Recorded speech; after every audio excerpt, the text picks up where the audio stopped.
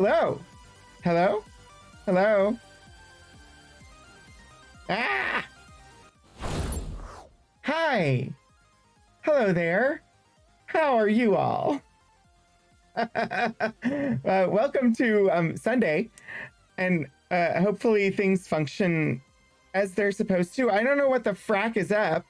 I have been losing about 12% of frames, and I clicked a button to try and fix it, and it closed OBS, which it did not say it was going to do, which took the stream offline, which was oh so wonderful.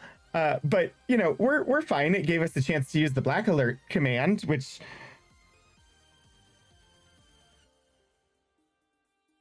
yeah. Although I do need to, so this is in my projects. I decided not to do any project-y, streamy, like I have plans for the stream, but I haven't done any of it this weekend because this weekend I was focusing on just relaxing and getting my 2 streams in. Like actually getting to do both weekend streams and having some relaxation time. So, but yeah, the black alert is going to become a plaid alert once I finish making the alert graphic. So that is a thing. But I don't know. We haven't been having very many of them. So maybe I need to assign that somewhere else because definitely need plaid. Anyway, I should say hi to the people that are here. Welcome, Lord Portico. It is good to see you. I hope that your coffee is functional. And I'm glad you found some in that nebula. Hi, Puddleglum, and Shadows of Life, and Mobius Tempest. It's great to see you all. I missed out on like all the conversation because I was running around getting ready for stream. Burnt socks. Oh no.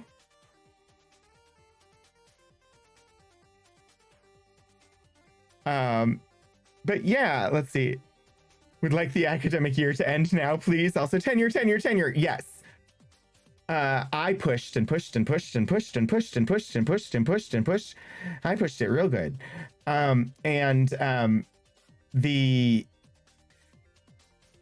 projects that I myself assigned myself for the past annual review period, I have marked as complete as of like, I think I worked until 7 on Friday and said, okay, I have something that's so I had just one left. I had done all 4 of the others. And that one, I was just like, leave me alone, people. Seriously, leave me alone. Somebody sent me a meeting request for a 12 p.m. meeting at 10:46 in the morning on Friday.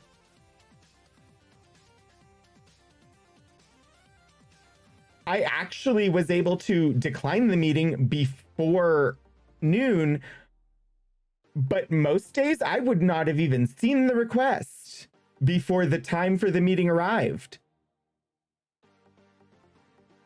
I replied to them and said, I cannot meet today. Can we find some time either next week or the week after? And then they rescheduled it for Monday at noon, which is also not a great time for me, but it's a damn sight better than Friday when I had tons to get done and my boss had thrown a public event at us that none of us knew about until a week before it happened, and that nobody was assigned to plan. So my boss was the one in charge, and he didn't do any planning until the day before. And that planning involved getting us all together to find out what we could pull together to make it happen. So yeah, setup for that was happening at 1, and then the event started at 2, and so during my lunch, I was figuring out what I was going to actually pull together, and it took about 45 minutes out of my day, part of which was me eating lunch, to put together the things I needed for that. and get them in place. And then I went back to working on what I was working on. Yeah, it was not a good thing. I was so annoyed. I was just so mad. You're not allowed to add all the points. Yeah, no, it was totally rude. Less than 2 hours. And yeah, no, I was. So everything at work right now is a mess because like all of my daily and weekly tasks have been piling up as I worked to push out my last annual goal. That I had time to do. The problem was I actually did much better this year than I have in the past. Because this was like the first full year where I knew that I had ADHD and I was learning strategies, and I eventually got to a place where I was functionally getting work done. The problem was by the time I got there, I needed to be focusing on those projects. And I couldn't because other higher priority things were getting in the way of them. And because I was actively supervising multiple students who, every time I had a block of time to work, needed my help, which is fine. That's what supervising student employees is. But it was really frustrating and meant that I had to work outside of work hours in order to get my actual projects done.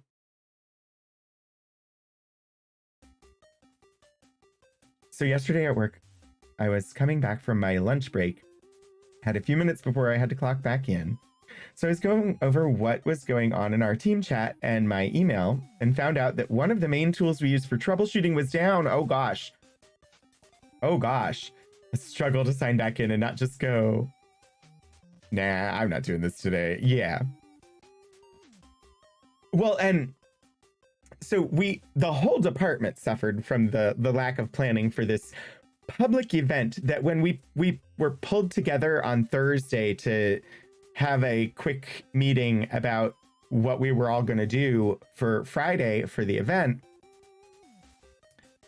That was the moment when I learned, because they had said what it was for, and I knew where it was listed on the website, and it was like part of Ut Prosim weekend, and Ut Prosim is the school's motto, which means that I may serve. But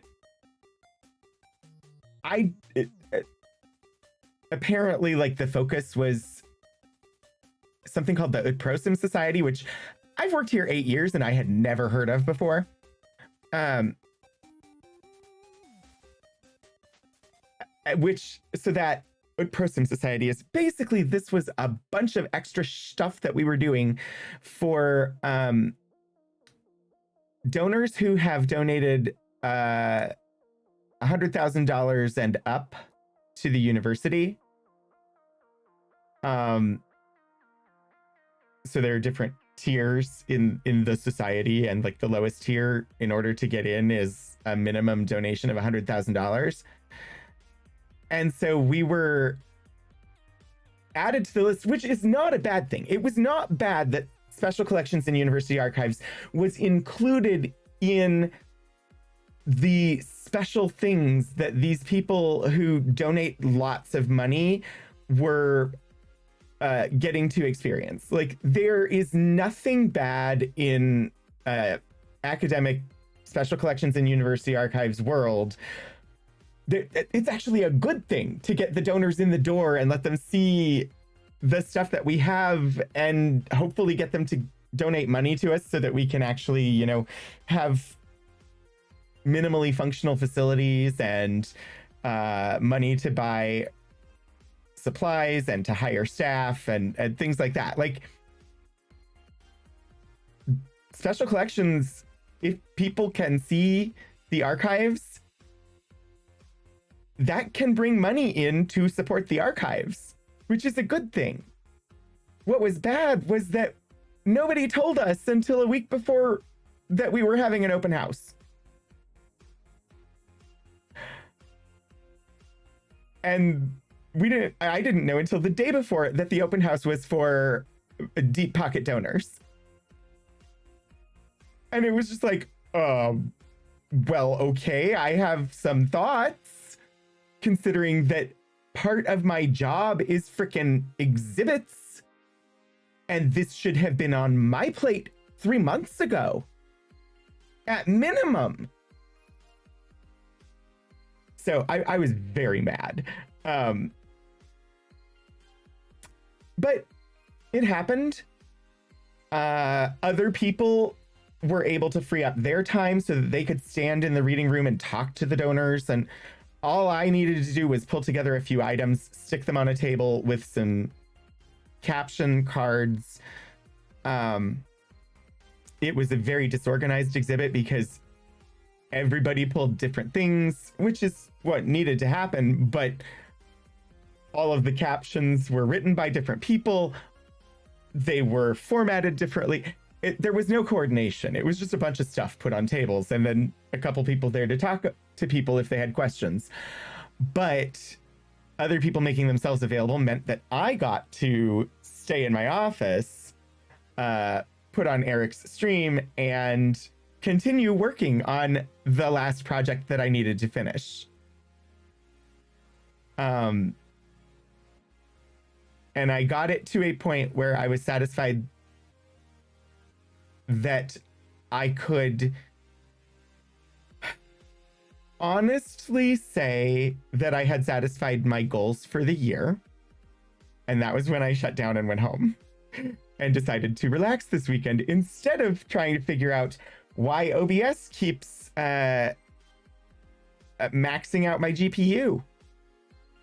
It's not anything else. It's OBS that keeps overtopping my GPU, and then I start dropping frames. And what's funny is when we left the starting screen and came to the chatting screen, that stopped. So something on the starting screen was killing my GPU. And I don't know what, because we thought it was the emote wall, but the emote wall is on this screen. And you can see there, it is struggling to... I actually, I don't know if you can see. I can see that it's struggling to deal with the emote wall. Anyway, sorry, I did not know that I was going to go on a rant over the way things functioned at work recently. If you're still here, thank you. It is great to be with you, and I'm much more relaxed now than I was on Friday.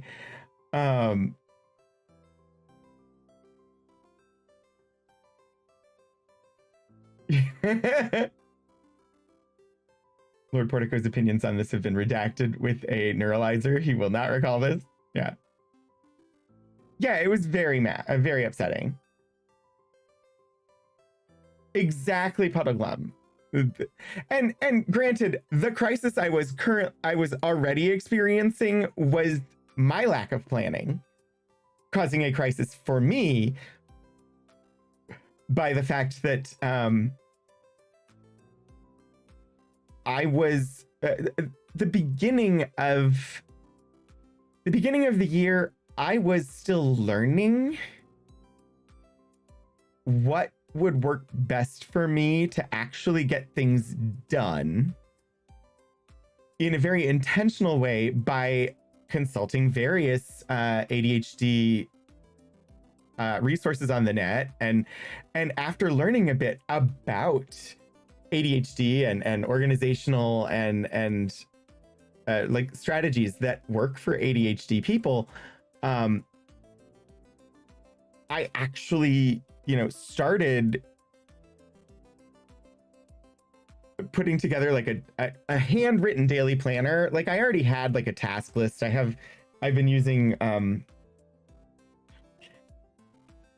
am not sponsored by any of the things that I'm going to share because I have no sponsors, but I've been using Todoist for years to track the things that I need to get done because I haven't found anything better. It doesn't provide me everything that I want, but it's functional and I've made it work for me as best I can.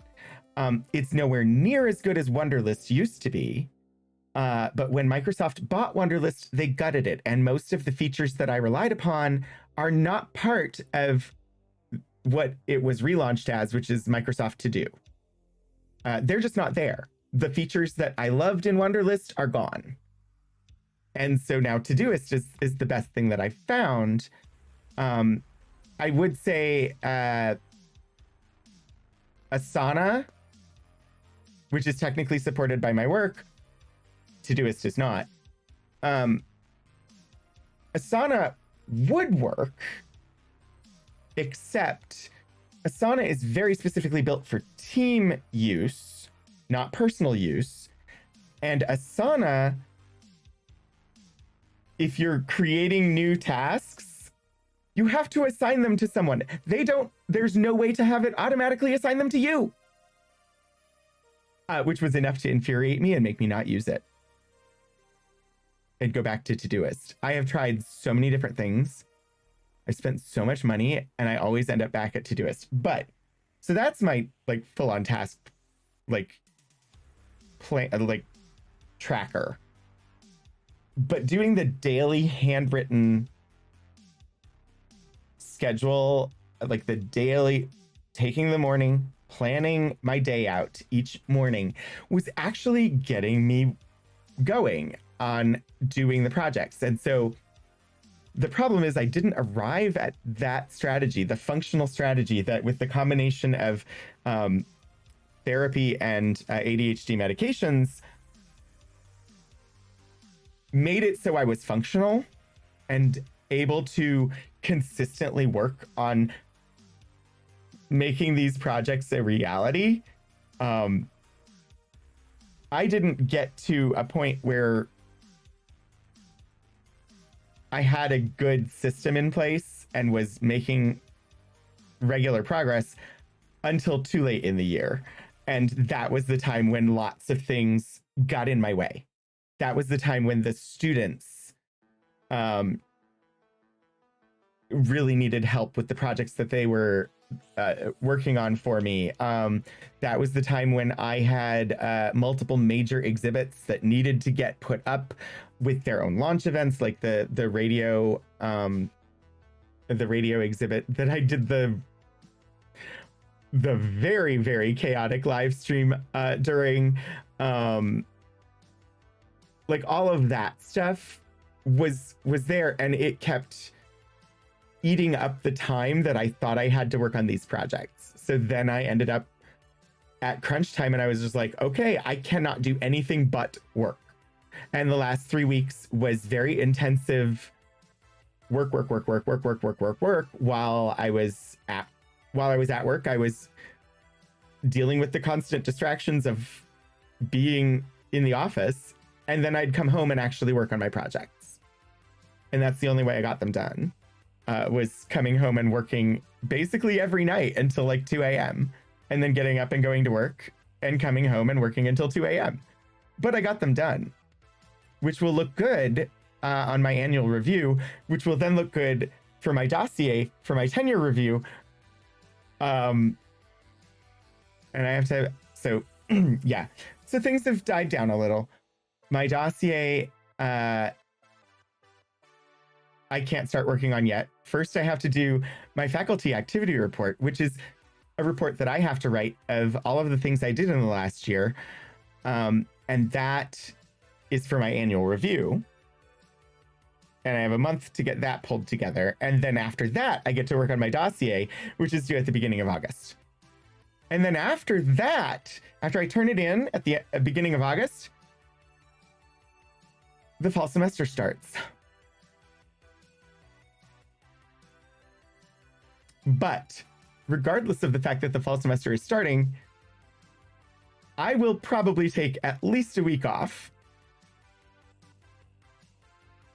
to die for like a week. And then I will resurrect at the end of that time and return to doing all the things, right? That's how it works, right? I don't know. But anyway, oh boy. The lesson is that my mods may not go on vacation.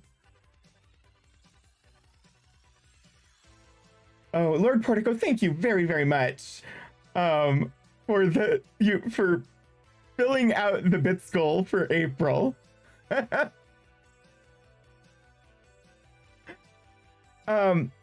What do you say we head to Andromeda? Let's get out of this galaxy for a bit. I'm sure the Golden Worlds will welcome us and everything will be peachy keen.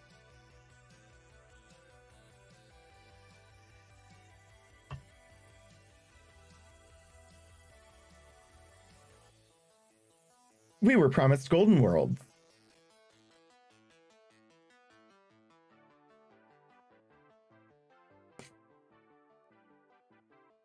All right,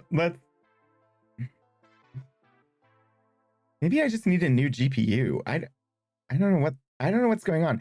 No, I don't. The GPU is fine. This doesn't even happen every time. This is just an OBS problem. And I need to figure it out. It didn't start until OBS 29 came out. Right, the GPU did not magically change. Eugen? I'm totally going to the Eugen later. Will a Eugen base camp? Oh, your Fate game. Gotcha. I was like, what's Eugen? I don't know what Eugen is. Is that a thing that you created in your world, or is that like a part of the mythology of Fate? Or I would love an explanation if you care to explain. I think I am Mobius, and so I suspect that might be the problem. I may need to just set up each of the different like stream sets as their own collection. But when I discovered that might be a solution, it was in the midst of the last 3 weeks, so I haven't had time to work on it. But I suspect that if I separate things out into their own scene collections and then strip out everything that I don't need for each stream, so like Saturday will be a collection, Sunday will be a collection, and on Sunday, none of the other assets will even be linked into that collection. I suspect that might help with the issue. I found out having everything on one set causes issues, or can cause issues. Yeah. Right. And so I think that might be what is causing the problems. We'll see. I'm going to click the button for the game though. And we'll see. If things are absolutely terrible, I can always just let me know, and I can always try adjusting down the game graphics settings and see if that helps for today. Don't go unprepared. Remember that a quick save option may not always be available, and you should save often where you can. But the Y button melee attack is there for you in any galaxy. Speaking of new galaxies, you had best be prepared with the best weapon and armor configurations for all weather conditions. Thank you, Lord Portico. And yes, last time that we played, which was 2 weeks ago, we started and played about an hour and 15 minutes longer than I had intended, because I forgot that when you do a priority mission, you're locked into it and you can't save at all during priority missions. And I forgot how long the first priority mission is. So last time we were brought out of cryostasis, and then the ship impacted something. We lost gravity for a bit, which knocked about my twin sister's cryopod, meaning they were not able to revive her immediately. And then we had to go check out the Golden World, what was it, 7, I think? which was supposed to be the new home for humanity in the Andromeda galaxy. Only it sure didn't seem like a golden world. We couldn't even breathe the air. And as we were trying to land, we were hit by storms, and the shuttle we were in tore apart. We fell, made our way through a ground environment where we encountered some aliens and had to fight them. Eventually met back up with the people from the other shuttle, which included our father, and went to turn off some sort of terraforming tech that had gone bad that was causing the world to not be a good place.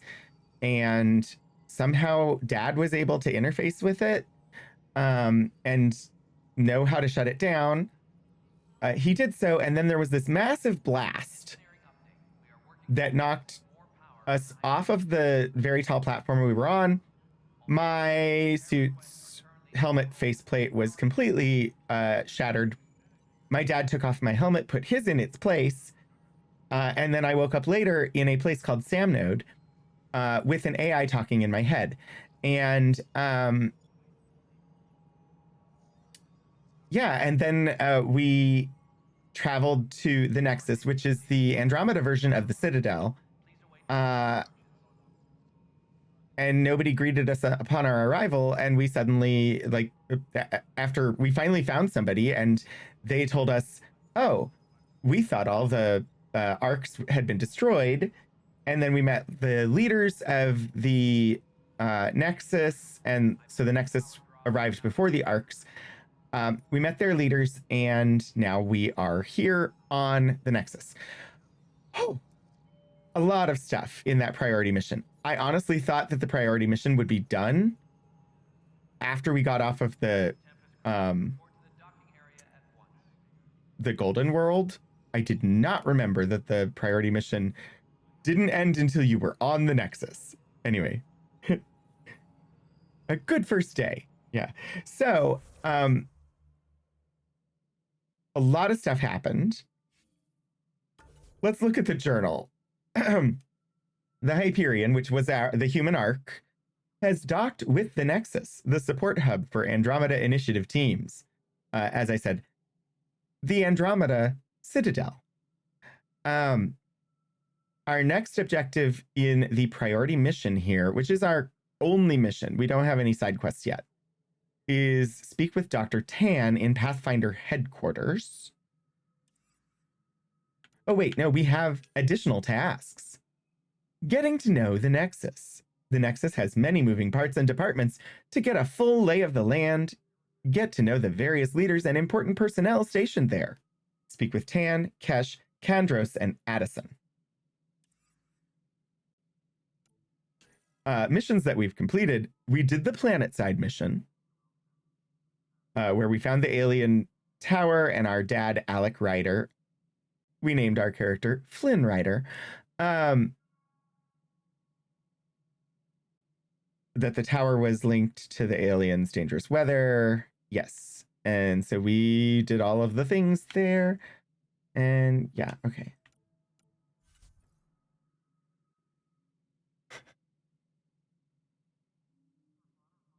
Being given a mission by Clippy? No! The journey so far. As you explore Andromeda, the allies, enemies, and choices you make will have a significant impact on the future of Helios and those who call the cluster home. I see you have landed in a new galaxy. Can I help you explore the desktop? Oh, God. What would the Mass Effect version of Badgie be? Oh. Ooh. What would the Mass Effect version of Badgie be? I feel like we've had a couple of rogue VIs or rogue AIs, as well as a plant-based entity that took over lots of people. Evil VI named Evelina. The Helios cluster is nothing like the initiative expected. The Pathfinder faces terrible dangers and unimaginable wonders in the search for a safe place to call home. Crisis on Habitat 7. During your trial by fire on Habitat 7, you tried to initiate peaceful first contact with the aliens you met despite their hostility, explored an alien laboratory, found a cave full of plant life that survived from the planet's Golden World era, discovered alien shuttlecraft of unknown origin, rescued Greer from his captors, and expressed doubts about accepting the role of Pathfinder. The Pathfinder is more than a title. Like everyone else in the initiative, Ryder must decide who to become in the new frontier of Helios. Though you mourn the loss of your father, Alec, you were never as close as you could have been. Evil EDI? Oh God. You're right. The Thorian totally isn't one of your favorite things in Mass. Yeah, the Thorian.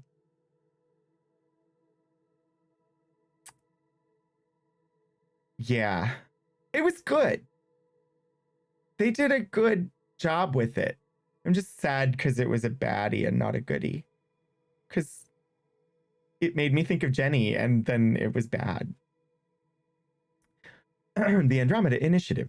The initiative was built by the efforts of thousands who devoted years of time and countless resources to reach the Andromeda galaxy. These are the people, places, and organizations that make the Pathfinder's mission possible. We are the Pathfinder, yes. Our dad was, and now we are. Known associates, dossiers on Pathfinder writers, friends, allies, and contacts across the Helios cluster. All right, Sarah Ryder, born your elder twin on the Citadel space station in 2163, Sarah grew up surrounded by a multitude of alien species, cultures, and histories. In her orientation interviews, she claims this sparked her fascination with science. With informal training, aided by Alec Ryder's N7 background, Sarah joined the Systems Alliance military, which was continuing its search for Prothean technology after successful discoveries on Mars. Initially assigned to peacekeeping duties, Sarah was approached to serve a support role for these Prothean researchers. She often describes the thrill of serving with scientists like Mateus Silva on the brink of the next great discovery. When Alec Ryder was dishonorably discharged due to his AI research, internal memos show that this also effectively ended Sarah's career, but Andromeda presented the kind of scientific frontiers she had sought all her life. On arrival in Andromeda, Sarah's cryopod was damaged and her revival process interrupted. Dr. Lexi Tapero advised keeping her in a medically induced coma to allow her to awaken naturally. The problem with the Pathfinder initiative is that it rolled low and got caught in a sneak attack. You're not wrong. There's an AIME one. You can't let them just take a ship or shuttle for reasons.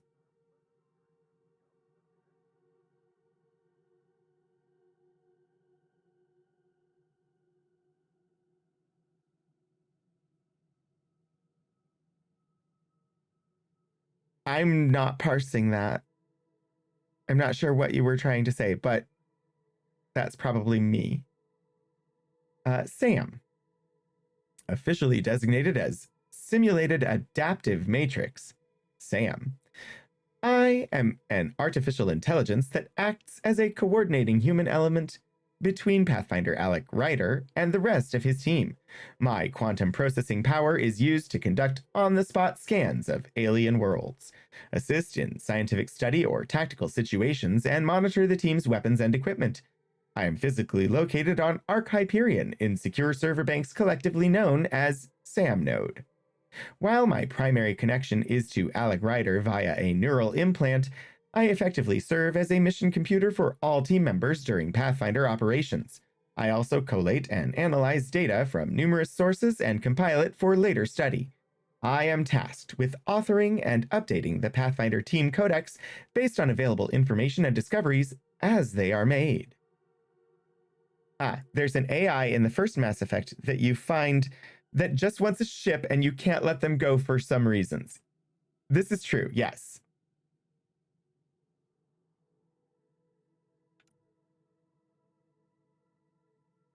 Alec Ryder. Born on Earth in 2129, Alec Ryder says his love of new frontiers was fostered by a childhood in the Sierra Nevadas.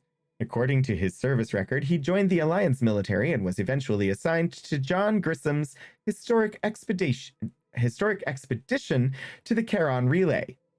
His experience made him a candidate for what would later be known as N7 training back on Earth, where he met Dr. Ellen Harlow. After their marriage, Alec continued military service, most notably on Shanxi in the First Contact War against the Turians.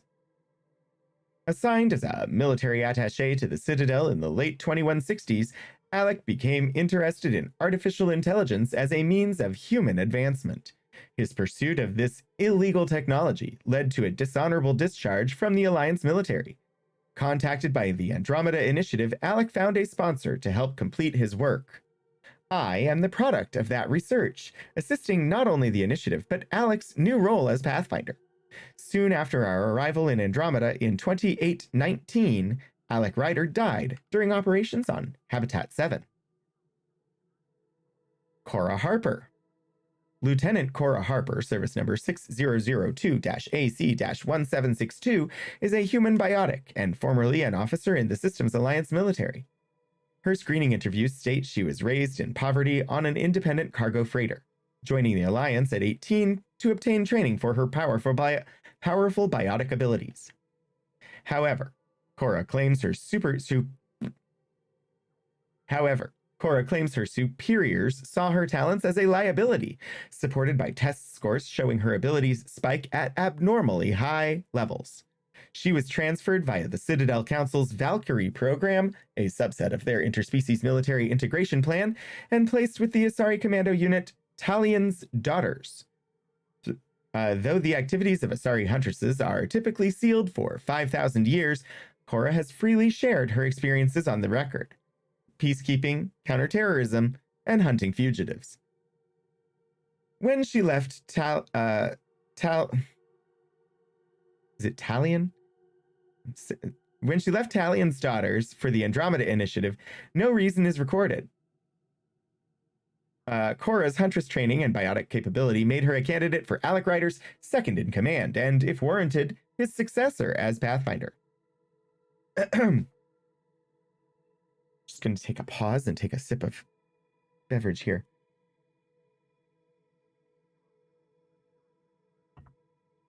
This overview is actually better than the one that I tried to do myself. Liam Costa is a human security and crisis response specialist with civilian tactical training. His screening interview states that he was born on Earth, but his parents specialized in interplanetary policy law, and the family moved frequently. Their primary residence was split between London and the Citadel. Liam entered university for engineering, but left to train for law enforcement. Though initially driven, he was only briefly stationed as a police officer and described leaving as a necessary move for all concerned. He transitioned to the multi-species effort on heavy urban search and crisis response. If Liam was disillusioned in law enforcement service, there was a comma there. If Liam was disillusioned in law enforcement, service records show that was not mirrored in crisis response. The human contingent, Heavy Urban Search, Terrain 1, reported that Liam performed exceptionally in all conditions. Liam says that this is when he learned of the Andromeda Initiative, after meeting former Alliance personnel at a post-hostility relief action. His multidisciplinary skills set him apart, and Liam was handpicked by Alec Ryder to support the Pathfinder team. I will hydrate Shadows of Life. Thank you.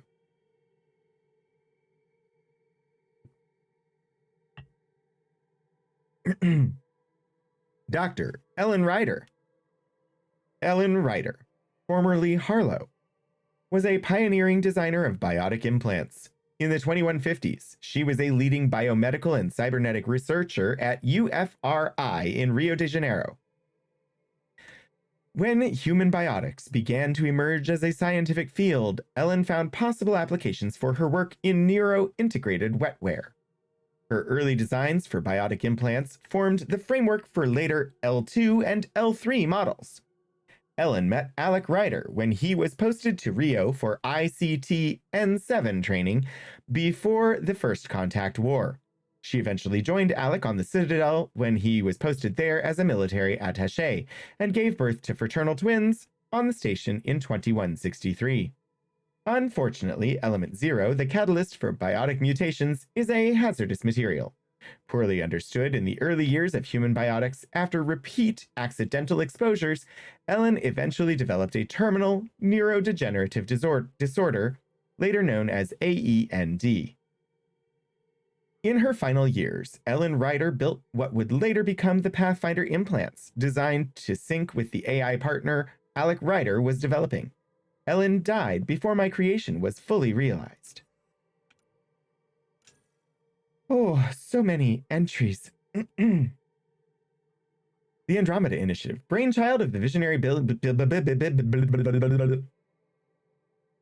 I may need to pause on reading after this entry, and we'll look more at the codex later, but I keep stumbling over words. So, brainchild of the visionary billionaire Gian Garson, the Andromeda Initiative was conceived as Garson's personal dream and a desire to prove humanity's capabilities beyond the military power demonstrated in the First Contact War. Garson officially began planning the initiative in 2172, announcing her ambitious goal of launching a pioneering colonization effort to Andromeda within 20 years. Internal reports show the struggles that the early initiative faced. However, G.N. Garson's personal stake and enthusiasm sustained the initiative until the early 2180s. When, after a sudden influx of investment and a new marketing strategy, interest in the initiative grew afresh. Construction of the arcs was completed rapidly thereafter, and the Andromeda Initiative officially launched in 2185. The initiative's mission statement is to bridge Andromeda and the Milky Way, create a sustainable, inclusive civilization, and push scientific development forward by centuries. In official literature, G.N. Garson characterizes the initiative as continuing the search for humanity's next horizon.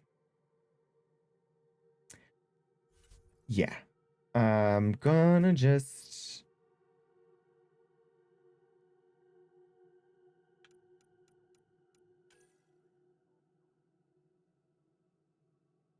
Yeah, Cora doesn't have any points to spend. Oh, that's one of those.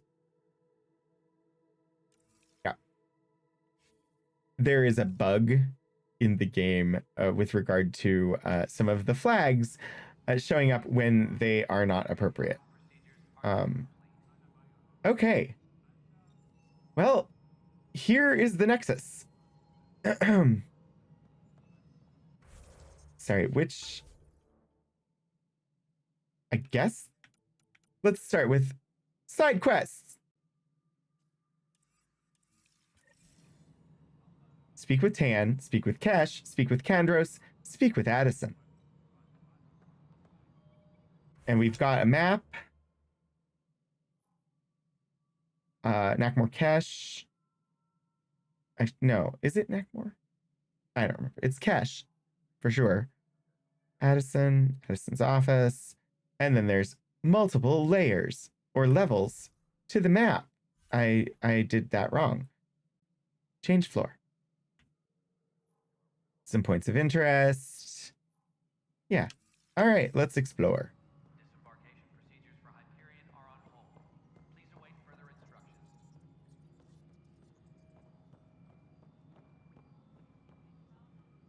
This is Nexus Control to Hyperion. It's good to have you here. It's good to be. How the hell should I know? Excellent. Let's go over the Spender, docking you have a checklist, shall job. we? If you want to keep it, do it. God damn it. She's a happy, smiley person, right? All right, what happened? To who? To whom? And your goddamn father. Sorry, my face is tired from dealing with everything. And right now, I just want to know what happened with Alec. The immediate correction of grammar when it's the only reason to do that is to establish dominance over someone else. the meaning was perfectly clear in what he said with to who. Correcting it to whom is just to establish yourself as higher than the person. Anyway, sorry. I will stretch. Thank you. Yeah, flip this git into deep space.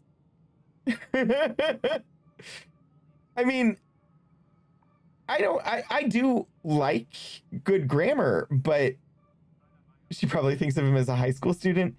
She's also just like, okay, his dad put this on him. It was not his choice. She trusted his dad. His dad decided to give him the Pathfinder role. Maybe she should not treat him like he's nothing. Yes, because at his age and the relationships involved, he is a high school student. I grant that I might struggle to, have one of my nieces or nephews placed into a role of authority. But that's because, to me, they're in elementary school. My younger brother, who's 4 years younger than me, is perpetually in high school to me. So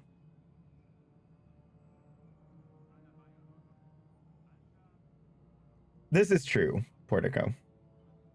And I try to make allowances for that, but she's at red alert and is firing full verbal phasers. She does not like me. So I've got emotional. He wanted me to be Pathfinder, or logical. All that matters is he's gone. So I'm playing this character, Flynn Ryder. I said previously in last week's game, in game, he said I chose the dialogue option that he wasn't close to his father. He barely knew his father. So going for more on the logical side of things than on the emotional side of things when it comes to his dad is the direction that I'm going. I don't want to get into it. Things went wrong, and now I'm the one you have to deal with. Alec Ryder wouldn't accept that kind of ultimatum. Damned if I would. We'd never have left home if we... Not home. The Milky Way. This is home. This mess. We don't have a Indeed. lot of options, Ryder. Maybe you'll prove your father right. After 14 months of failed colonization, forgive me if I don't hold my breath. All right. Let's start with the relationship with my father. You called my father Alec. No one does that. A lot of us joined the initiative because of his vision. What he shared of it, anyway. Were you friends? Or... I'm not your new mother, if that's what you're asking. Or his friend. He hated that I didn't use his title. But no one's a Pathfinder until they've path-found something. Much like a colonial director without colonies. 14 months, and whom was in charge for that time? I'm nervous. And again, she's digging into semantics. The whole no one's a Pathfinder until they've path-found something. Okay, but Pathfinder is a title that was assigned to someone. Just like you're still a colonial director, even though you don't feel that you have colonies. Although I would say, I'm trying not to be spoilery. I would say the Nexus in and of itself is a colony. Therefore, you are colonial director, and this is your colony. So she's digging into like semantics. Who was in charge? Alec Ryder, I suspect. Reminds me of the UK government too much, blaming others, etc. Kind of. Yes, she's clearly not comfortable with that title. Pedantic but consistent. Yes. Also, she is upset. She just found out that the person she had pinned her hopes on, who was a close enough friend of hers that she called him by his first name when nobody called him by his first name, is dead.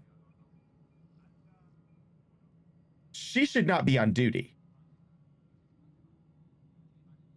She needs time. But she's on duty anyway. So let's talk about, tell me about your position then, since you brought it up. How do you fit into the Nexus leadership? I oversee the actual settlement effort. As the number of outposts is currently less than ideal, my influence is limited. As Tan is quick to remind me. Left a perfectly adequate career as a chief officer. Provincial capital, too. Only a new galaxy could pull me away. And here we are, idling. She reminds me of the security guard guy, the human security guard guy on the Citadel in like the Mass Effect trilogy. I forget his name. But she reminds me a bit of him as far as like her attitude. Just call up the deputy colonial director then. Oh, wait. All right, so tell me about the failing outpost. You've had no colony successes in over a year.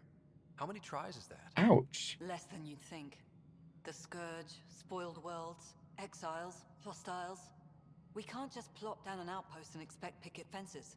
We need the Pathfinder and Sam to scout, evaluate, and inspire. The initiative promised a goal. Andromeda has not cooperated. And if it had? Beautiful utopian horseshit. Bailey was better than her. Colonies that produce and support each other. The Nexus as Citadel, not headed by Tan, or even me. Uh-huh. What about these hostiles? There must be some kind of plan for encountering hostile aliens. We can't have been that naive. We expected life, not an enemy that refuses to talk. They don't attack, they disinfect. We're nothing until we're bacteria. Sorry, 14 months and you stoop to poetry. That's how bad it is. Not sure who started it, but we're calling them Ket. Kandros will know more. Maybe too much. You don't trust him? I trust him to defend us. I do not trust a rising military influence in a supposedly civilian initiative. We came here to make history, Ryder, not repeat it. Ugh, goddamn poetry. Why are they called the Ket? We will be seeking this answer. But yes, but why are they called the Ket? We will be seeking this answer. But I did not like that question. That was not a good question. That question, that was, sorry, brain. That question was for the player, not for the character. Oh, Shadows, enjoy your game. Thank you for stopping by. We will miss you, but have fun in your game. Because, okay, so the question was for the player, not the character, because Ryder he was part of the Pathfinder team. He would know the plan for encountering hostile aliens. Heck, we saw that on the priority mission last time we played. There is a protocol for encountering aliens, which was try to establish peaceful contact. But if they had a protocol for encountering peaceful aliens, they had to have a protocol for encountering hostile aliens, and everybody on the Pathfinder team would know it. Sorry, I'm picking it apart, but again, I love this game. This is the game that got me into the Mass Effect series. This was the first shooter game that I ever played. And I really enjoyed it. So unquestioning aggression towards something new is so very human. So we are called the Pot. The Pot? Oh, calling the Ket. Got it. Admirals Cheech and Chong would agree. Yes, we are the Pot and they are the Ket. Oh. That we have called black. Insight into strange tech. There's also the strange technology. Has anyone studied that? We've tried. Not me. The brains in research. They're supposed to know their business. The current excuse? The tech we dug up on Mars was more advanced, but it was plug and go. The tech here thinks different? I don't know. We've mostly avoided it. And from what the Hyperion logs say about Alec, maybe that's good. I mean, what do you mean by that? Like, I don't understand what you mean by that. Alec died, but not because... Yeah, no. It wasn't because of his interface with the cat. Or the... It wasn't because of his interface with the alien tech. Excuse me, Director Yeah. Anderson. Ryder? It's Pathfinder. Ryder, we're starving here. If we don't get a foundation of outposts to feed the initiative, we might as well be 600 years dead. Alec promised a lot. None of it panned out. That's what you're up against. Why people won't trust you. Why I don't trust you. Prove me wrong. Well, that was a cheery piece of news. That went well. Nobody else here wants to talk to me right now. Hello, Console. You and I are going to be very good friends. We'll get you all fixed up and ready to go in no Aww. time. As soon as we hook you up to all that juicy, juicy power.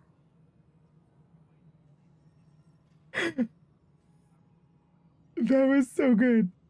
The real problem is not the status of the initiative. Addison is just very hangry.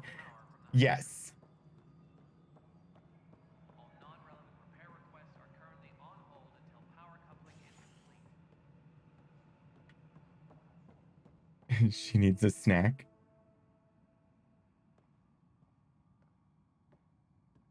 Hello, container.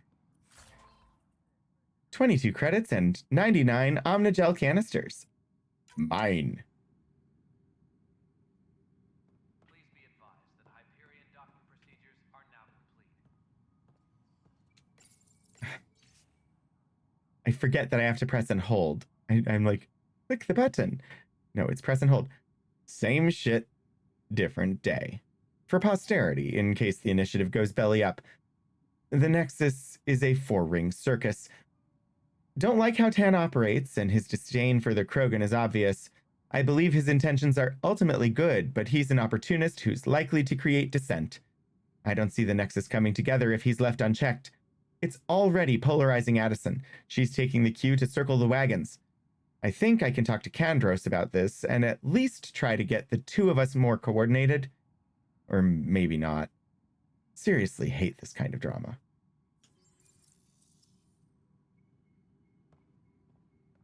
One of the best characters. Fine. I don't care. We know the problem is more widespread than we thought. We're working to fix it. That's all. I love Cash. There you are. Hope the others haven't been giving you a hard time. There's a lot that needs doing. At least with the Hyperion hooked up and feeding us power, my team and I can get more work done. All right. Tell me about your job. What kind of work do you do as superintendent? I was part of the team that originally designed and built this place. I keep the station functional, or as functional as possible, considering. Thinking about the Genophage. we'll get there in a second, but let's talk about the Nexus problems. What sort of problems have you seen on the Nexus? Situation's gone to shit pretty much sums it up. There's arcs missing. Some idiots tried to mutiny and take over, then more idiots offended my clan, so they left. And to top it all off, the founder of the initiative, Jean Garson, was killed. What happened to Jean Garson? Killed in the Scourge disaster. Her and a bunch of the other leaders. Tan might know more. And I thought the Hyperion had it bad when we arrived. Anything else? The outposts aren't happening because we don't have resources or people, so Addison's more uptight than ever. And let's not forget how badly the station was damaged on arrival. But that's a detail, according to some. My team and I are repairing what we can. If we don't get materials soon, things will go downhill. Got it. You need materials. Sounds like a fetch quest. Other questions? Krogan whereabouts? You're the only Krogan I've seen. I noticed there aren't a lot of Krogan around. You haven't spoken to number 8 yet, have you? Number 8? Tan.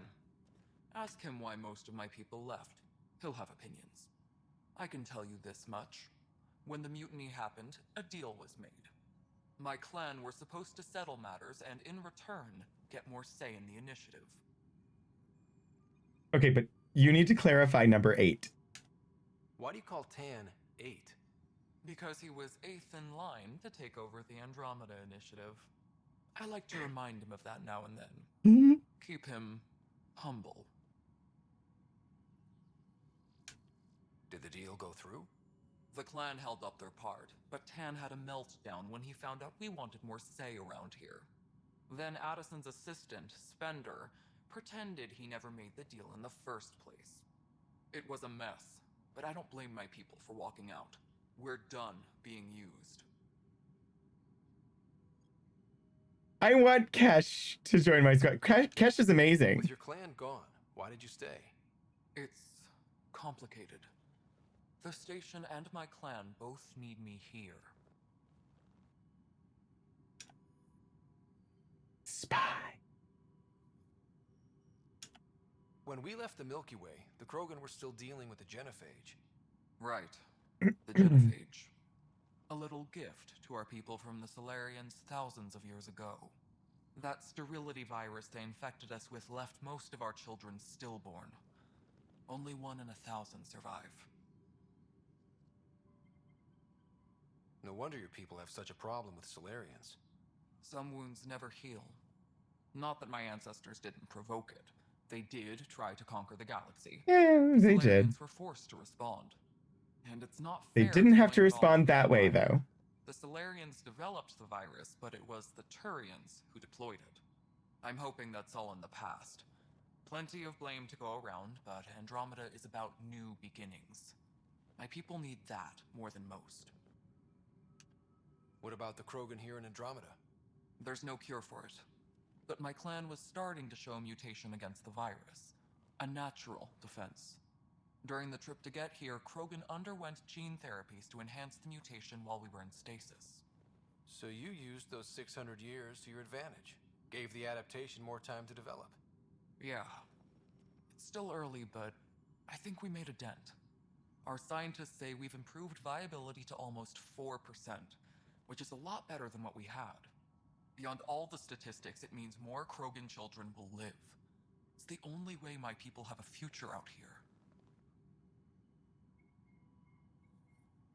Nothing more for now. Try not to die out there. Try not to die out there. Okay. So they went from it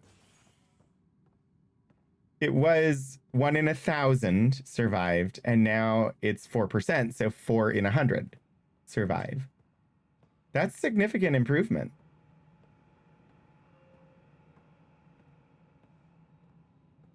Tram technicians, please report to the Hyperion coupling annex. Find me a Solarian scientist and a piece by Andrew Lloyd Webber. 1 in 25 is, yeah, from 1 in 1,000. It's amazing. Engineering reports. Hyperion Information wall. Let's take a look. Hello, I'm Gian Garson, founder of the initiative. It's through your hard work that the vision of the Nexus has come to life. You and all your colleagues bind our proud new colonies together. Look around at your achievements. And if you have any questions, my door is always open.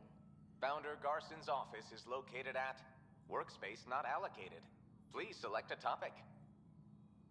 Workspace not allocated. Oh dear.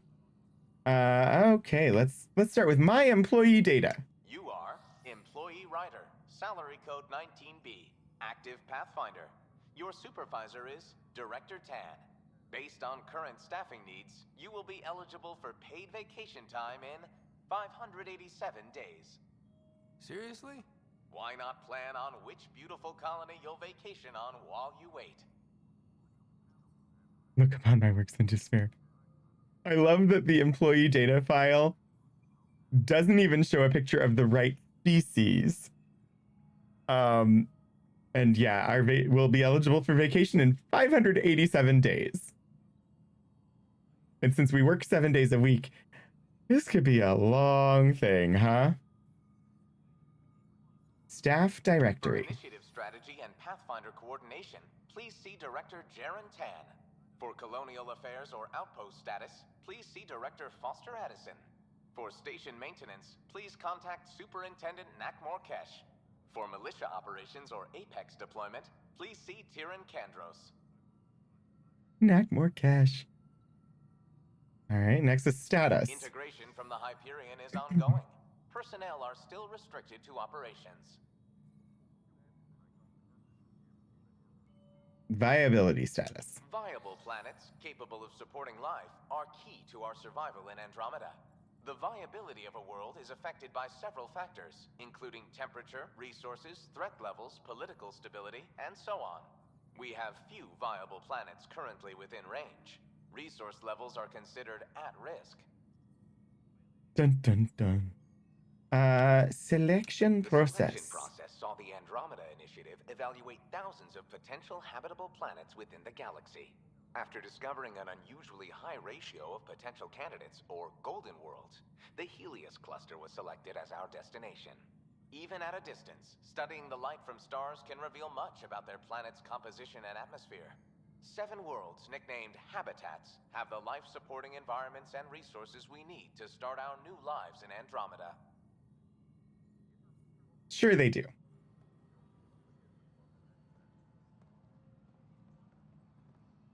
Engineering reports. Hyperion power draw is now 100%. Let's start over here. Mello, you already checked the consoles down here, right? Huh. I think you forgot to hit confirm when you filled out the forms. They're not listed. Nah, it's fine. If you say you fixed them, you did. I'll just check those boxes for you. That sounds like bad documentation. Engineering update. We are working on accessing more power from the Hyperion. This is a nightmare. All non-relevant repair requests are currently on hold until power. I heard you. Speak with the distraught Turian. New quest. First, I'm going to talk to Kandros, though. I know that look. The others bent your ear, did they? Something like that? You get used to it. Just focus on being a Pathfinder. Can't argue with results, though they'll try. Anyway, welcome to Militia HQ. Excuse the mess. This office fields militia work, Nexus security, and looking for the Turian Ark. What's the word on the Turian Ark? Scattered readings. Some indicate the Natanus was destroyed, others that people are alive. Who knows? If you need anything, come see me, even if it's just a vent. All right. Tell me about the Ket. What do you Why know are about they the called the enemies we Ket? encountered? The Ket. We usually see them on worlds with those alien structures. The Ket don't take kindly to anyone studying them. Not sure why. They don't talk to us. Every time we cross paths, there's a fight or they take prisoners. Why? What do they want? No one knows. But I've seen their weaponry and what they do to those prisoners. I want them a long, long way from the Nexus. What brought you out here to Andromeda? I was tired of being the good one. The good one? The Kandros family is old military. There were expectations, you know. Then my sister became a sculptor, and cousin Irene went pirate on Omega. Everyone was proud that I stayed in service. But I kept wondering, when do I get my adventure? Jen Garson's dream was so grand, so gutsy, I had to be part of it. And what do you do? You talk like you weren't part of the leadership. How did you end up commanding the militia? I was escorting a prospecting team on some moon when those Ket found us. They penned us like cattle for experiments. I managed to get loose, snatched a gun, and freed the others. By the time we killed the bastards and headed back to warn the Nexus, everyone looked at me like I was in charge. That sounds familiar. The militia grew from there. Funny, once the heat is on, all kinds of people rise to the top. Are the other Turians managing okay? So-so. We're not good at sitting around in a crisis. Service before self gets drummed into us at boot camp. That's probably why so many of us are in the militia. We like to earn our citizenship, whatever galaxy we're in. But it's hard to focus with our arc missing. Service. It's rough out there. I might need backup, if you can spare the people. I have strike teams specializing in assault and extraction. If you need serious firepower, my Apex teams have you covered. In fact, I could give you authority to dispatch them. It'll cut down their response time. Thank you. Our current ops are on the terminal. See if there's anything that could use a shot where it counts. Bye, Kandros. Duty calls. You and me both, Pathfinder. So this is the terminal. But strike team missions, that's the... Council reports on the militia's current strike team missions, Pathfinder. Please speak with Tyrion Kandros for authorization to participate. I did.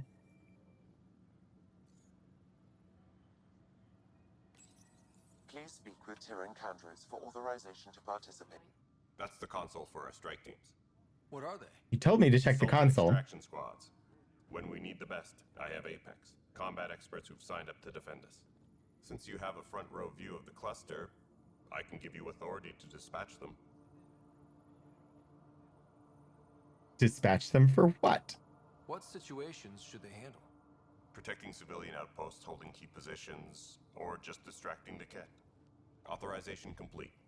Good luck out there. Alright. Inspect available strike team missions. And I'm trying to be good about remembering.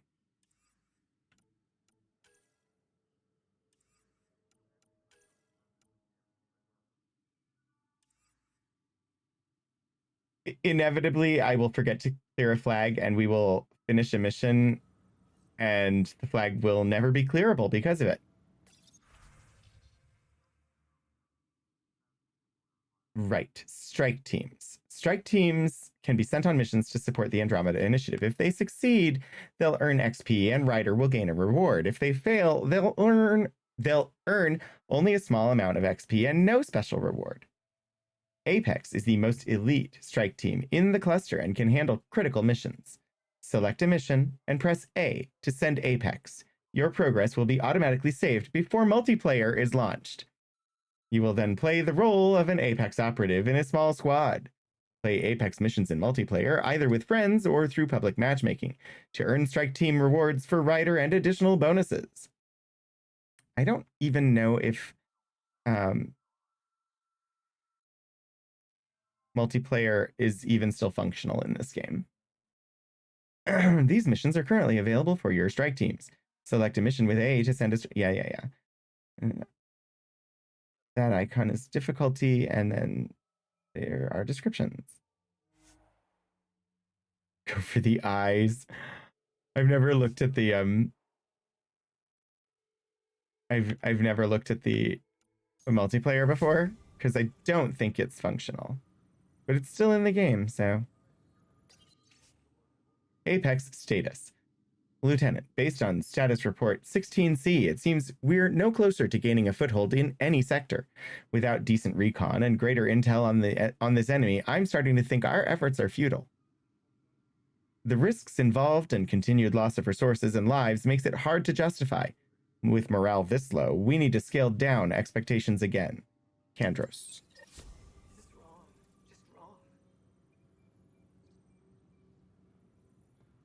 Yes, Mariette. What's up? This is wrong. It's not right. It's not fair. What's wrong? Oh my, you're... So it's true. A Pathfinder has found us. There's hope at last. Maybe you could help. We're You're impartial. famous. This whole thing has gotten so political. My husband, he's locked up and slated for exile for a crime he didn't commit. Confusion? Or professionalism? What was the crime? What exactly was he convicted of? They don't exile you for petty theft. Well, maybe this bunch would. They say it's murder. They're calling him the first murderer in Andromeda, but the dead man was his friend. He wouldn't have... There are witnesses and evidence, but it's all circumstantial. At worst, it was an accident. His name is Nilken Rensis. He could give you the details if you were willing to speak with him. Please. Sure. I'd be happy to. I will find a path through this I'm mess. sure the jailer will allow you a visit. Please, tell Nilken I love him. First murderer. New side quest acquired.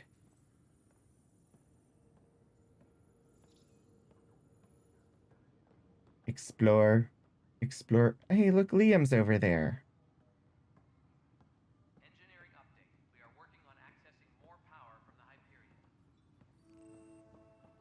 All non-relevant repair requests are currently on hold until power coupling is complete. Hey, Liam. Pathfinder, no time for our beer yet. This place is a mess. Security is... let's call it strained. I can believe it. The Nexus is running on empty. Not just that. A lot of the exiles were security. Everyone was trained and armed for Frontier. We know Ket are dangerous, and now we have to worry about our people too. Why are they called the No Ket? idea where they went, but they left mad. They may all be dead, or let's not write them off. Let's not write them off. They were frustrated. If they just wanted to kill, they could have fought to the last here. Apparently we're the big hope for everyone. Not the Hyperion showing. Just us. I'm with you. It's just... a lot. Yeah. This wasn't in the job description. We have to find a world, then save it. Glad it's not just me feeling it. But it's not just you either. We're a team, right? It's what they need us to be. That's a lot of weight on our shoulders. We are working on accessing more power from the Hyperion. No standoff there. Repair Too requests small are for currently this. on hold until power Be coupling surprised. There's also Purvine in the seed bank. Nobody's making Creeper in Andromeda. You'd be surprised. Creeper. A new, apparently illicit drug. But the planet was toxic. What if they store oxygen in porous tissue, like Quiro's rockfish? I still reckon they had breathing gear stowed in that armor. Perhaps both. Life is infinitely adaptable, as our expedition proves.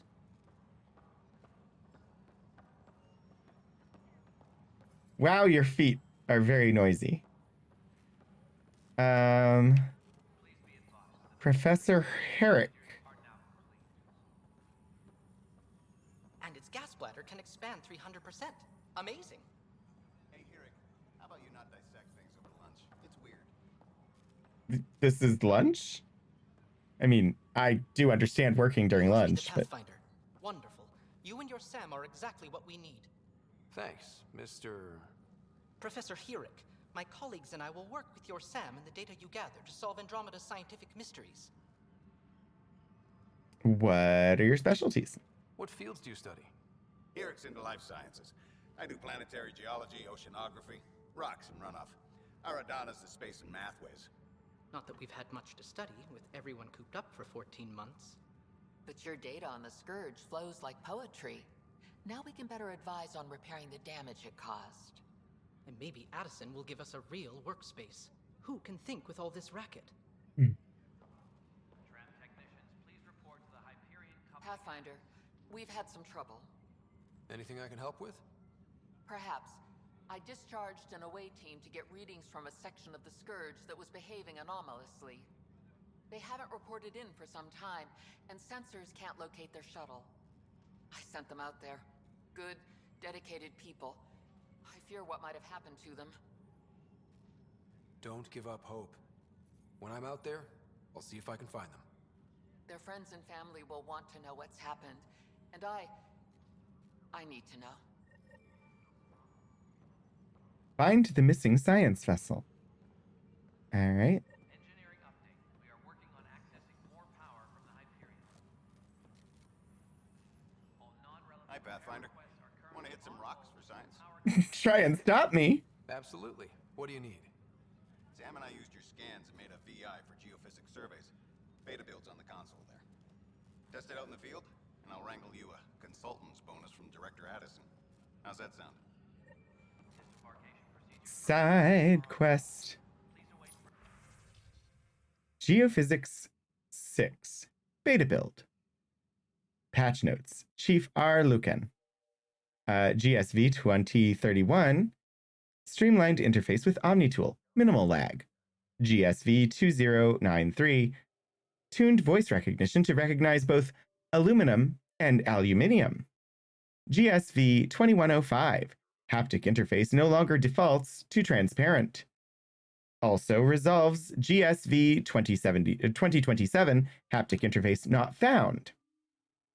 GSV 2135 customized SAM handshake protocols. Hi, Puddle Glove. Do we get to look for cool rocks? Good gravy, you're such a typical neurodivergent. Aw. We get to do some geophysics. I don't remember how the mechanic works specifically in this game. But we do get to do some collecting while we explore. It's been a while since I played this. Security footage. I shall take anything I want. I am the writer. I am the Pathfinder. I am your only hope. I am the user. Ooh. Damage control. To Tyrion Kandros from Jaron Tan, director of the Andromeda Initiative. Kandros, as you're aware, there was a mutiny aboard the Nexus during your absence. Events escalated quickly, but we believe it began with a fire in hydroponics and theft in the armory.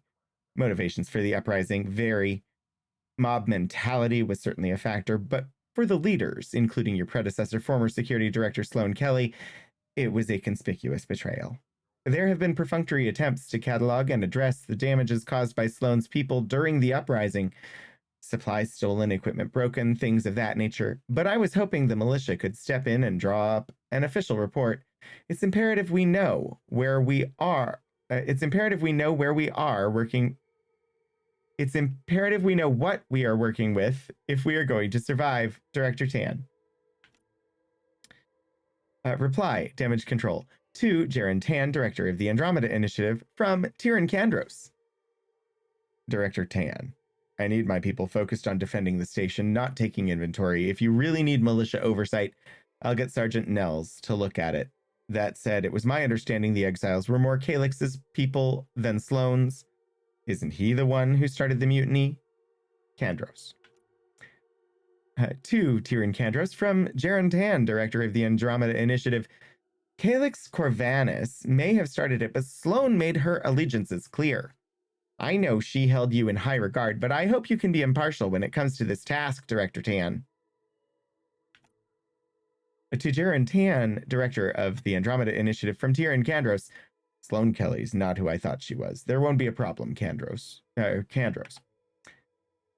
Tyrion Kandros from Jaron Tan, director of the Andromeda Initiative. Good. Then you won't object to sending a small and discreet reconnaissance. Wow. Then you won't object to sending a small and discreet reconnaissance team to find out where Sloane and the exiles might have gone. When we do get colonial efforts up and running, I don't want any surprises. Director Tan.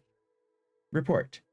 Exiles. To Jaron Tan, director of the Andromeda Initiative from Tyrion Kandros. Forwarding report from Recon Team 232. Trail's cold. Found what looks like abandoned camps in the Pfeiffer system, but none with living inhabitants, only graveyards. The conspirator Irida was among the dead, but not Sloane Kelly. Kandros. Ooh, opportunity for midstream break. I actually think I will take a quick break. Because I could use a bio break. So thank you for the reminder. And, just give me a couple of minutes. I am going to, since I'm taking a break, I'm going to throw some ads up to knock out pre-stream ads so that anybody who's arriving doesn't get hit with ads if they're not a subscriber. So that'll be about 3 minutes and it'll get rid of those for about an hour. But that will happen during the break. So yeah, I will be right back.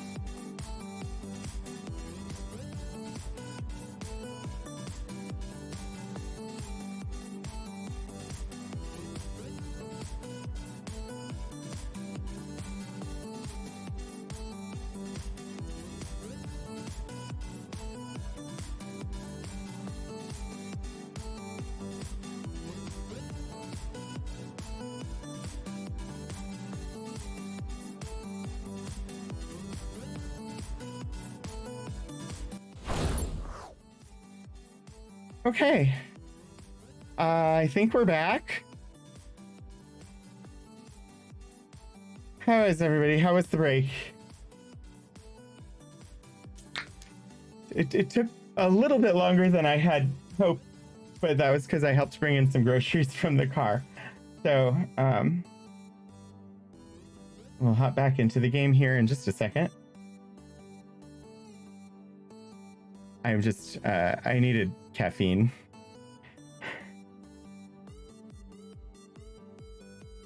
I may have stayed up way too late last night. And I may be very sleepy today, so I have got a beverage.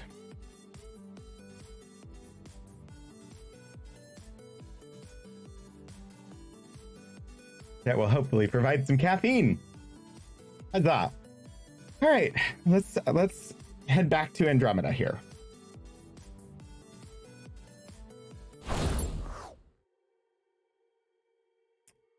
All right, so we've read some security files here about there being a mutiny, a mutinanny. Engineering reports. Hyperion power draw is now at 100%.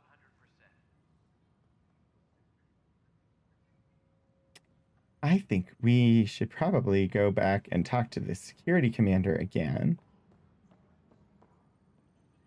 Arms merchant. We have a couple of things in the fire right now, yeah. Yo, Kandros. No news on the Turian Ark yet? Or is this militia business? Bye, Kandros. Duty calls. Possibly not. You and me both, Pathfinder. I have missed a step.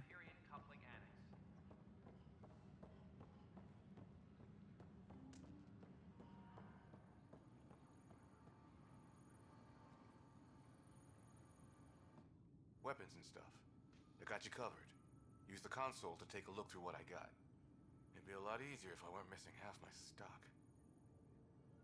What's with these prices? Ouch. Why am I paying for these? Half the supplies are inaccessible, what with how we crash landed and all. And I have to trade with the crooks out there for the rest, so... .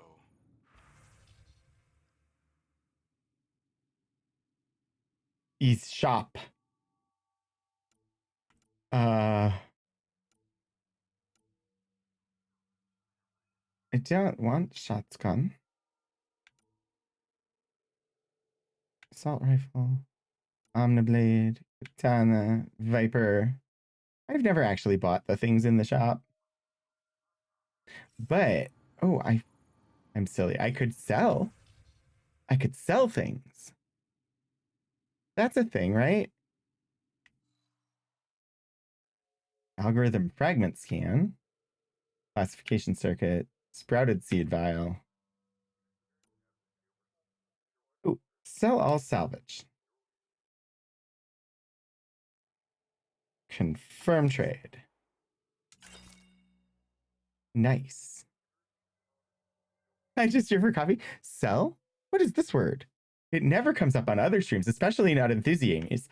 Remnant decryption key. Ezo. Initiative armor.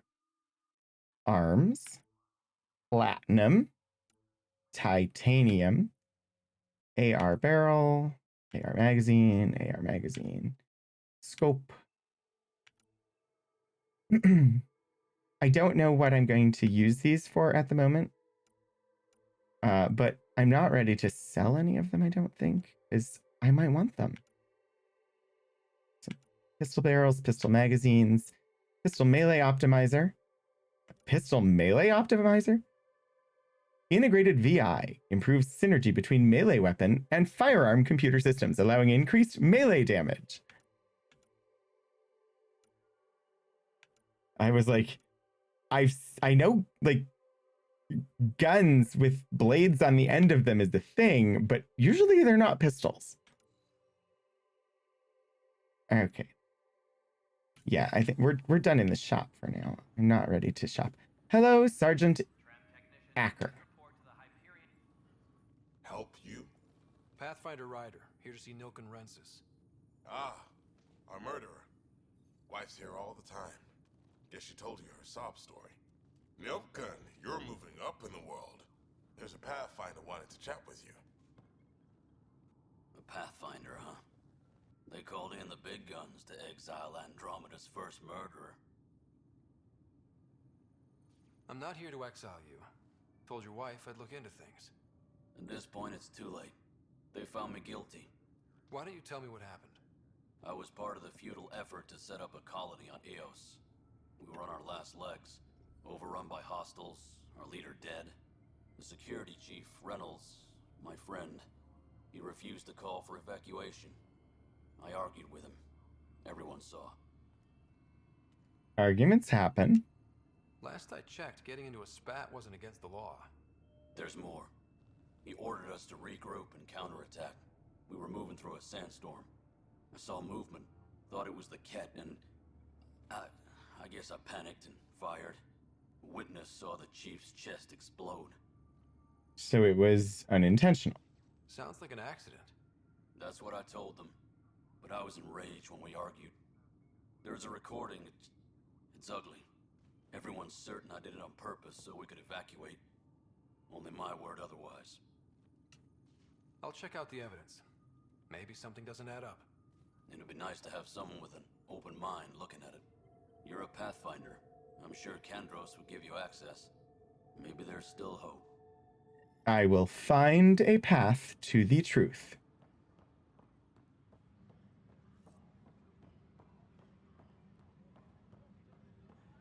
Engineering reports. Hyperion power draw is... No news on the Turian Ark yet? Or is this militia business? I spoke with Nilken Rensis, the man found guilty of the murder on Eos. Yes, our first murder here in Andromeda. I wish it had been our last. When the colony attempts failed, it didn't help spirits that a high-ranking officer was killed by one of our own. The mutiny here on Nexus was probably inevitable, but this acted as a spark. So there was a trial, and he was found guilty? It was short and decisive. Despite the lack of physical evidence, everything added up. His only defense was, trust me, I didn't mean to do it. Huddle glum. Yeah, I hope that your clean dishes will not smell like burnt socks. And I'm sorry that your coffee did.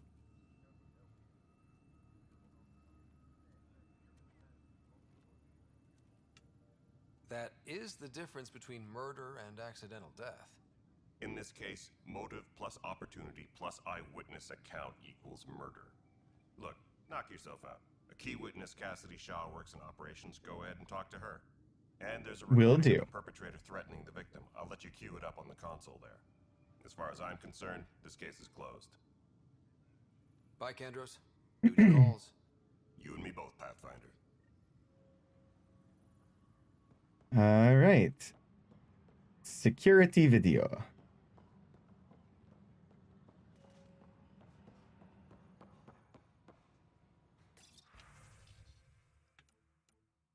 Engineering update. We are working on accessing more power from the Hyperion. Wait.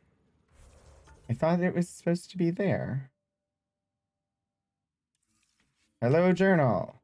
Hitting rocks for science. Missing scientists. Helios assignments. Nexus. First murderer. Optional. Playback recording. Uh-huh. Am I too fast?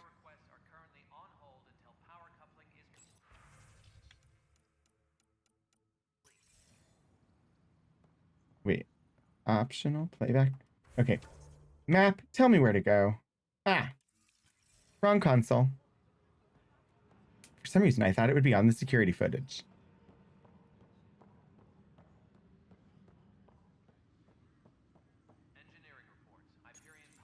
The Nexus versus colonist Nilkin, evidence 7A. Hiram! Hiram! They've seized the compound! Call for evacuation! We're not giving up, Nilkin. We're taking it back. No! I'm not letting your ego get us killed! Even if I have to...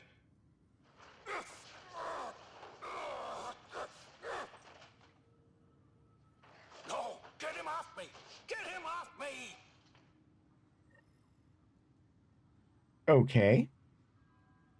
So it sounds bad, but...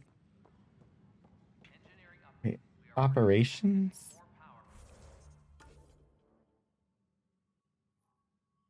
Ah.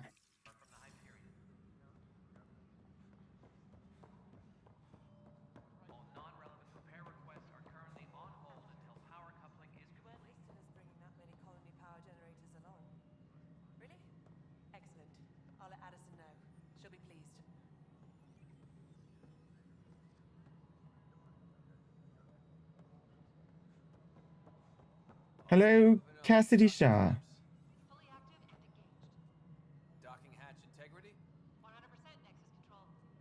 And we're done. Hyperion status, all clear. Huzzah.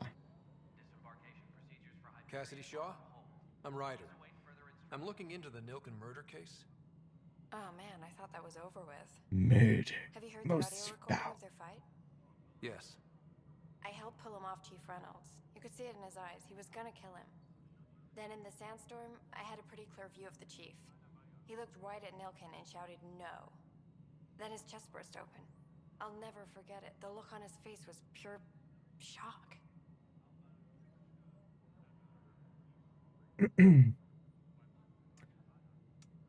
Did you see any cat in the vicinity? Nilkin said so, but not that I could see. Still, the sandstorm was severe. Visibility wasn't great.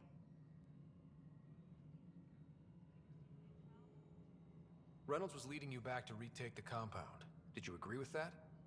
It wasn't my place to agree or disagree. He was ranking officer. In retrospect, it is ironic. If he hadn't been killed, we all probably would have died. Why was the chief shot? If they'd fought and Nilkin threatened to kill him, why was Reynolds surprised? Fronts fight, say things they don't mean, maybe even hurt each other. But you don't expect your best friend to shoot you. To me, that's the saddest part. The chief's heart was broken right before it exploded. Did Nilkin seem remorseful? I lost sight of Nilkin in the turmoil. When we found him, he seemed in shock. He couldn't speak. He looked nauseated.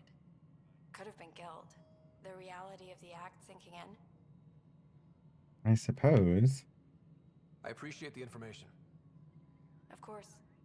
It kills me we had to leave him behind. He deserved a proper funeral. So the body was never examined? Important piece of a murder investigation. Tian wouldn't allow a mission to go back for him. Said it was too dangerous. All roads lead to Tan. We are working on accessing more power from the Hyperion. All non-relevant repair requests are currently on hold until power coupling is complete. Right. Speak with Tan. Speak with Director Tan. I should, just because I haven't, save the game. Ben, this is Yolanda. You busy? All right. Well, I'm not seeing any of your requisitions in the Hyperion inventory. Yeah, looks like the blasters got displaced at the last minute. Oh no. They don't have any Blastos. What are people going to eat for breakfast? Tempest crew should report to the docking area at once. This is the planet where we landed. Habitat 7. It wasn't even close to livable. That's been true of every world we found. Ryder, we were discussing your next expedition. I thought it didn't measure up as Pathfinder. Director Addison keeps her own counsel. I keep mine. And when you disagree? I oversee the entire initiative, and I have decided to give you a chance to prove yourself. To that end, the Scourge dealt us a serious blow. Whatever it is, our scientists theorize it's not natural. An artificial energy cloud? It wasn't here when we left the Milky Way, yet it rendered all the Golden Worlds unlivable. Then there's the aliens you ran into, the Ket.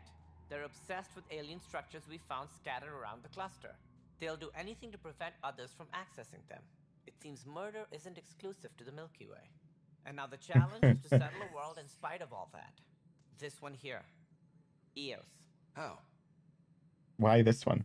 You need to increase the viability of the planet so we can establish an outpost. Then we can bring more colonists out of stasis. The more colonists we have, the more resources we can gather to support the Nexus. Everything depends on it. There are 6 worlds we hope to settle. Okay, but you said every planet you found is unlivable. So, how do I... A good Pathfinder would relish the challenge of solving it. Right. I think I should go check on things. And if I fail, I guess it's no sweat off your back, right? You'll just look for another Pathfinder? Placing bets on people is part of my job. Some of them pay off. Others... Don't play games with me or just point the way. Yeah, don't play games with me. The way I see it, you need me. If I pull this off, maybe you'll look like the leader you pretend to be. But first, you have to succeed at being the Pathfinder you pretend to be. Where's my ship? They're prepping it now in the docking bay. The coordinates for Eos will be in the computer. And when you have a moment, we should discuss the missing arcs. I was wondering about that. Something wrong?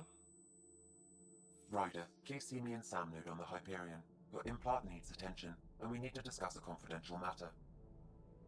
No, I'm fine. You have reached level 3.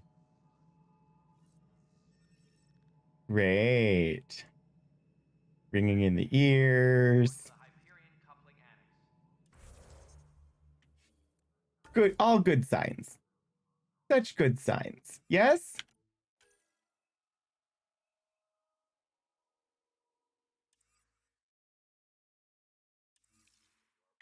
Oh, hello, journal. Hello, journal. Are you not... You're not gonna clear... It's doing the thing.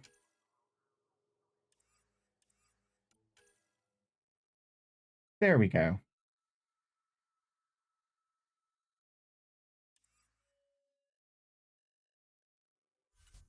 We got some new entries. I could try Finding Hope. Crisis on Habitat 7. We read that one. And there's no new information in it.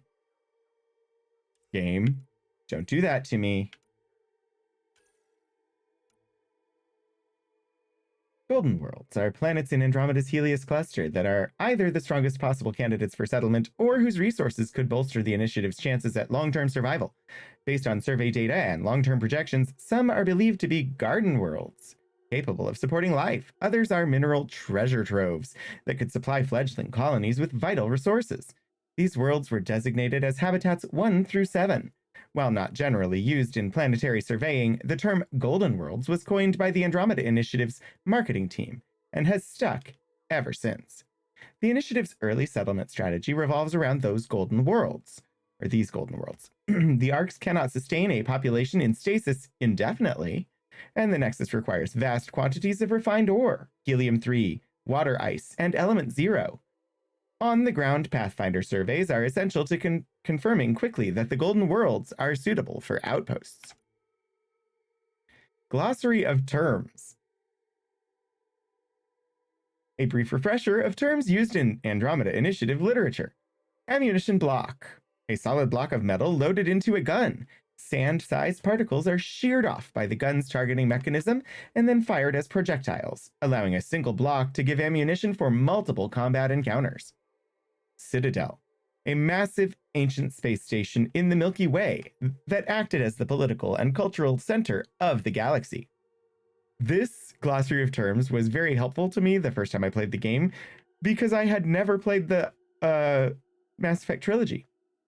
Comm buoy, a communications buoy that relays data through corridors of mass-free space.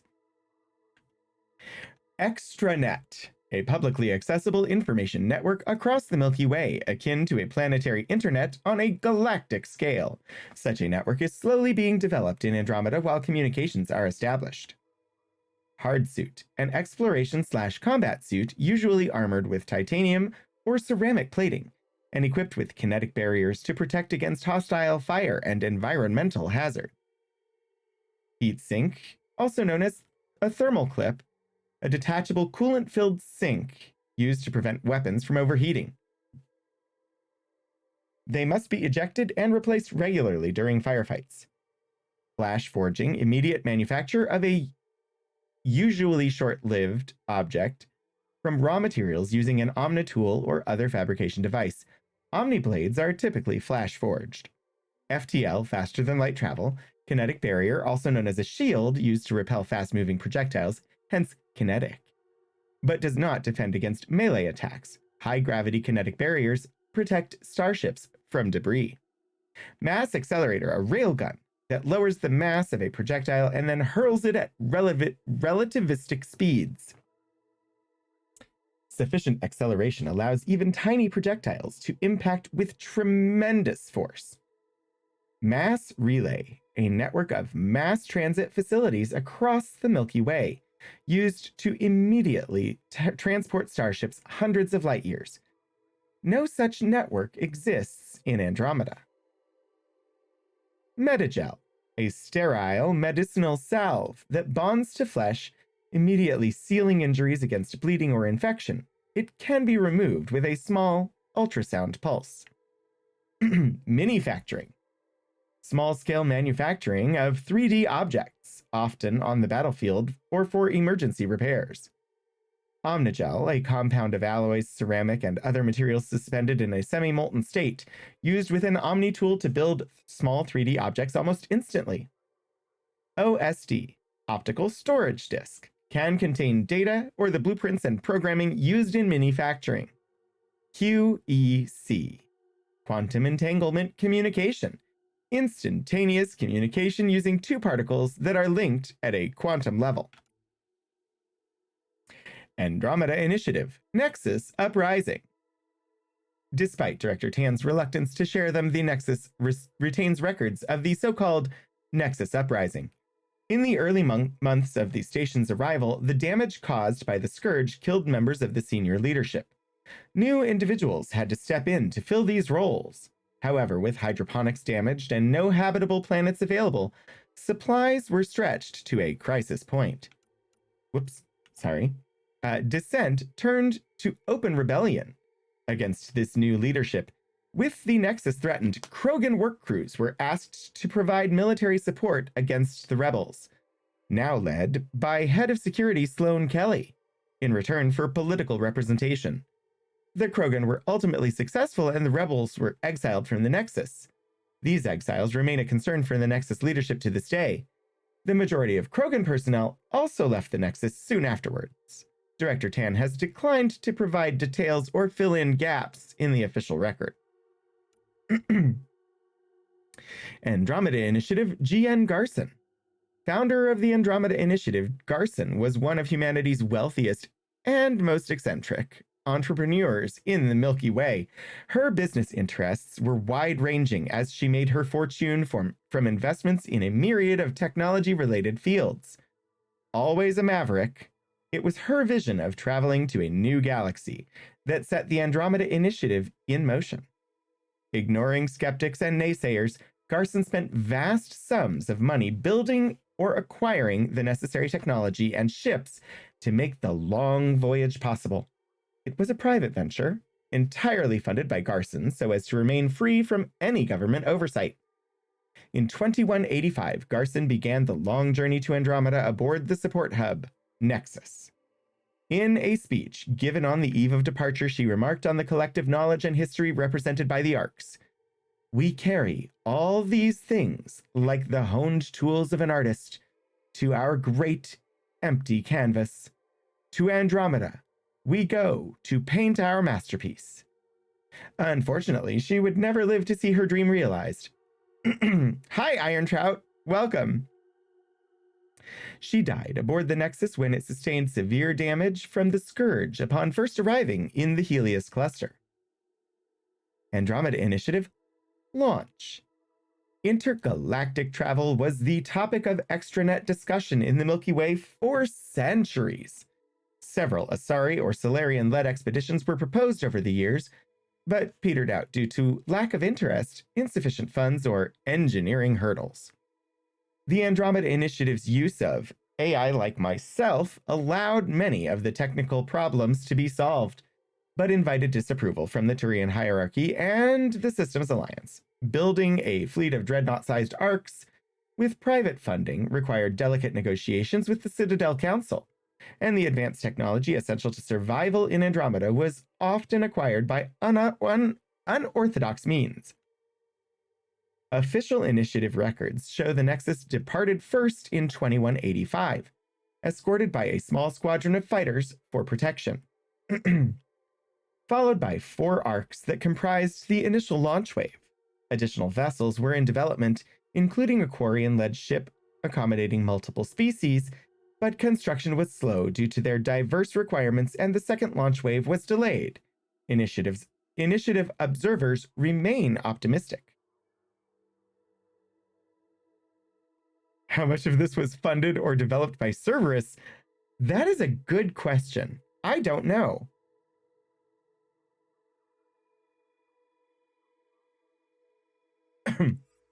Although it did say it was fully funded by G.N. Garson. So, presumably none. Andromeda Initiative, Militia, and Apex. Though encountering hostile species was a possible scenario, political, philosophical, and resource restraints in the Milky Way mean the Andromeda Initiative does not have a standing army and only minimal military hardware. Defense was planned to revolve around technological superiority. The Ket, however, represent a greater threat than anyone projected. The Nexus militia was formed by Tyran Kandros after he was captured by the Ket and led other prisoners in an escape. Debriefs show that upon their return to the Nexus, Kandros and his team provided the first early warnings about the Ket, and, despite counter-arguments, founded and armed a volunteer militia.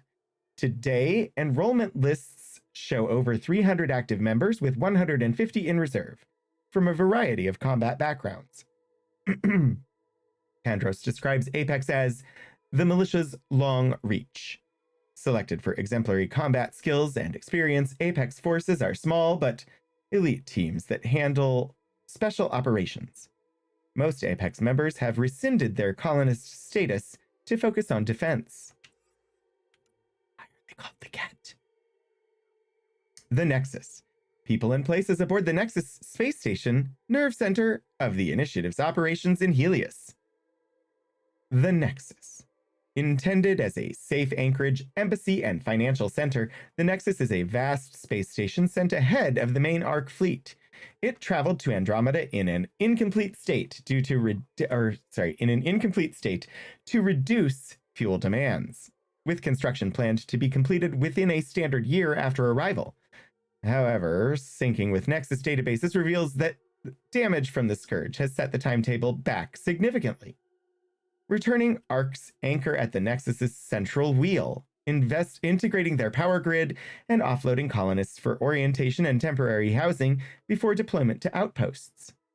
The Nexus collates and manages the resources which form the basis of the Initiative's economy, coordinates scientific research and defense, and acts as headquarters for Pathfinder teams.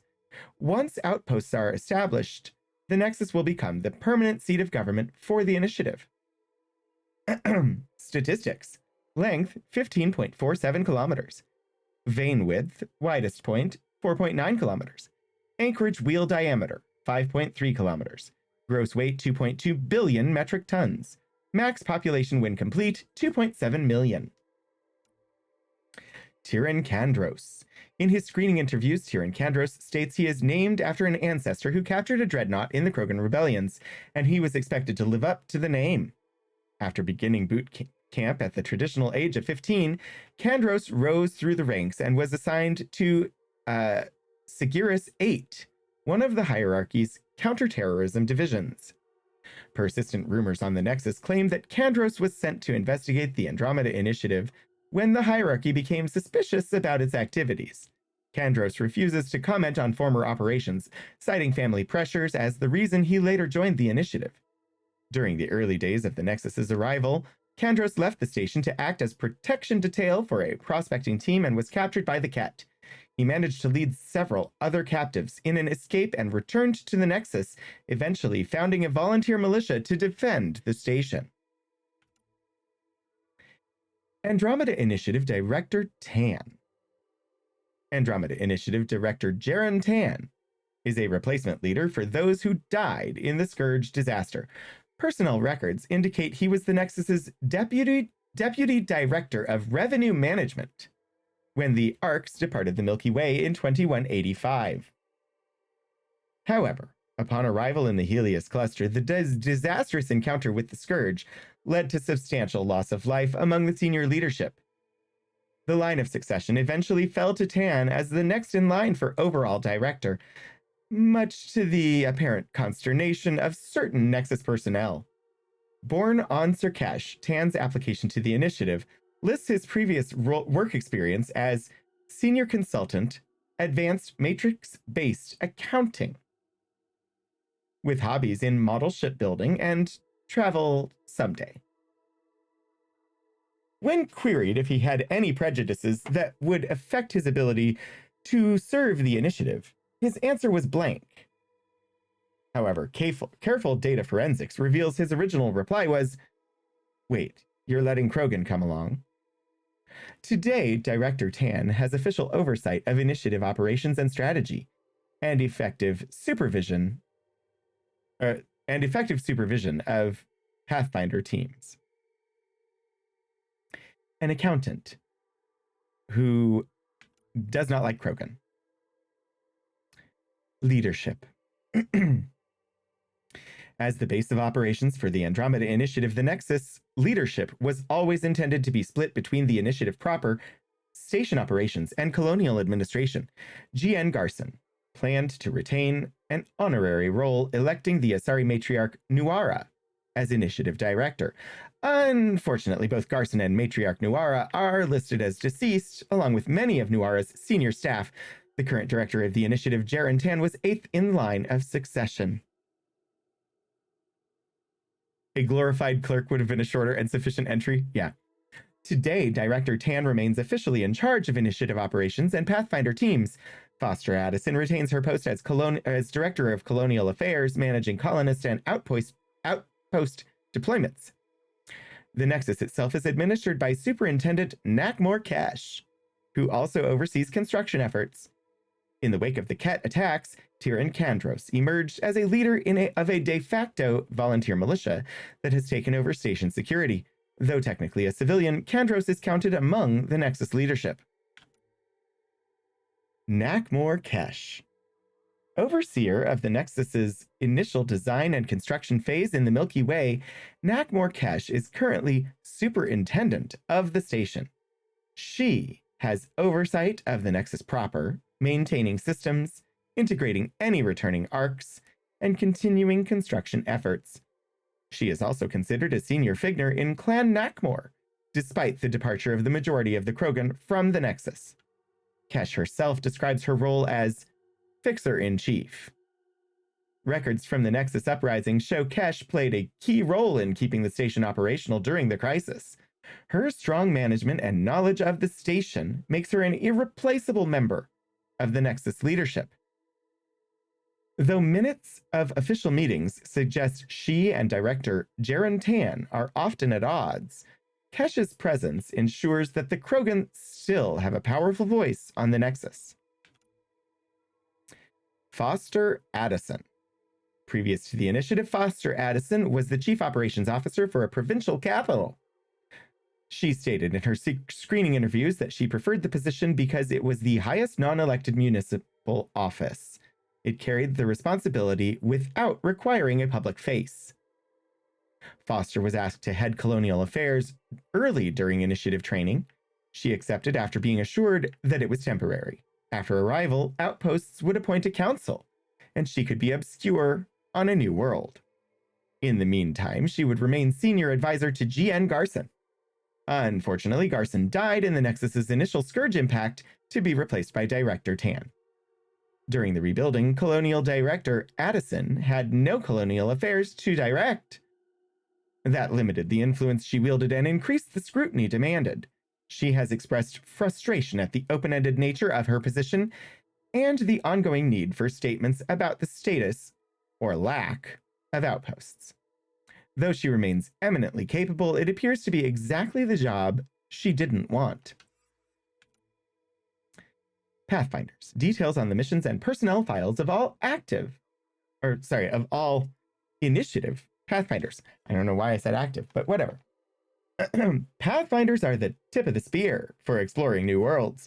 While planetary surveying is typically a long-term, multiple-team process, the initiative found an alternative. Thanks to Alec Ryder's AI research, an individual equipped with the best training and technology available, and an AI partner that can run complex studies in seconds and 100 test simulations a minute. With AI support, Pathfinders can determine within hours whether a planet is suitable for habitation, and direct the Nexus as to what colonist block stands the best chance there. Pathfinders are trained to improve the viability of potential planets, initiate first contact with unknown species, find suitable outpost sites, and handle any external threats before the first colonist touches soil. The presence of a Pathfinder is a reassurance that a planet can be settled safely, and with a high expectation of success.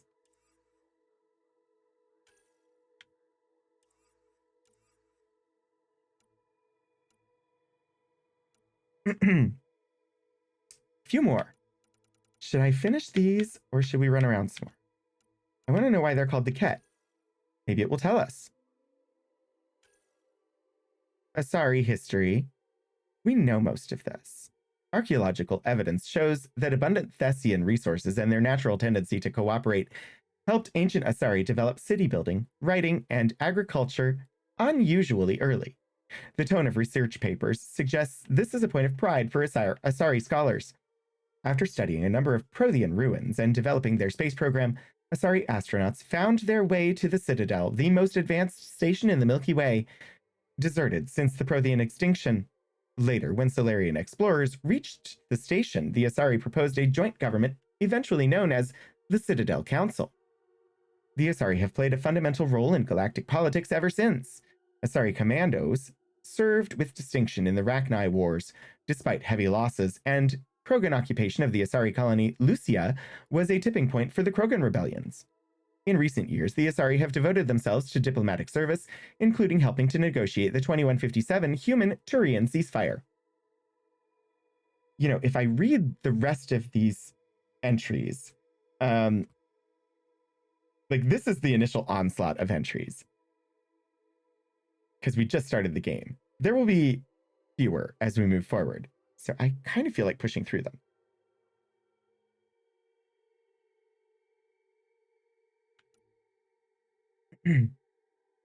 Asari. Renowned for their long lifespan, biotic ability, and diplomatic nature, the Asari were one of the most influential species in the Milky Way. Asari explorers were the first to discover the immense Citadel Station, and it was the Asari who first proposed the creation of the Citadel Council. Asari are monogendered. Their unique physiology allows them to reproduce with any species via a form of parthenogenesis, passing on genetic traits to their daughters. Almost all Asari are biotic, and the control over their nervous system allows them to hone their powers to heights few other species can match. An Asari can live for 1,000 years, passing through life stages referred to as maiden, matron, and matriarch. Asari matriarchs are ancient and respected, often holding immense cultural and economic power, though no such frameworks exist in the Helios cluster. Culture and society. The Asari come from Thessia, whose vast element zero deposits form the basis of the most powerful economy in the Milky Way. Living in small city-states, the natural Asari tendency to cooperate led to the loose conglomerate known as the Asari Republics. Government operates as an e-democracy. Policy discussions take place over the extranet and are open to all. Decisions are made by consensus or with the advice of politically minded matriarchs. The Asari military is relatively small and informal, but no less lethal. Small units of volunteer Asari commandos, also known as huntresses, handle peacekeeping operations in Asari space and were among the first council specters. Their 1,000-year lifespan gives most Asari a long view of events. Investments, social programs, and environmental policies tend toward long-term rather than short-term rewards. This approach drew many Asari to the Andromeda Initiative, undaunted by the centuries-long journey. Their e-democracy sounds like mob rule. Decisions take place over the extranet and are open to all and made by consensus. Sometimes majority is not what's best for everyone. Sometimes majority can negatively affect marginalized populations that are not the majority. Biology. Though they appear feminine to many species, Asari are a monogendered species. During reproduction, they provide 2 sets of genes to their daughters in a form of parthenogenesis, with the second set modified by contact with a partner. During Asari melding, an Asari attunes her nervous system to her partner, giving and receiving electrical impulses through the skin until the two briefly become one unified nervous system. I'm sure this all sounded high-minded to 2017 gamers, though. Probably. This fine control over their nervous systems contributes to the Asari talent for biotics. Few species can train the level of control that most Asari have by nature. Since joining the Citadel, Asari prefer to mate outside their own species, claiming that this fosters development and understanding. It also reduces incidences of Ardat Yakshi, pure-blooded Asari who suffer a dangerous genetic disorder. If Asari are compatible with life in Andromeda, that will prove several theories about the fundamental building blocks of life. Oh, I had many thoughts on the Ardat Yakshi. Humans. What, there's no just general entry on humans to tell us what humans are? Sorry. The Systems Alliance is a supranational government that spearheads human space exploration and settlement in the Milky Way.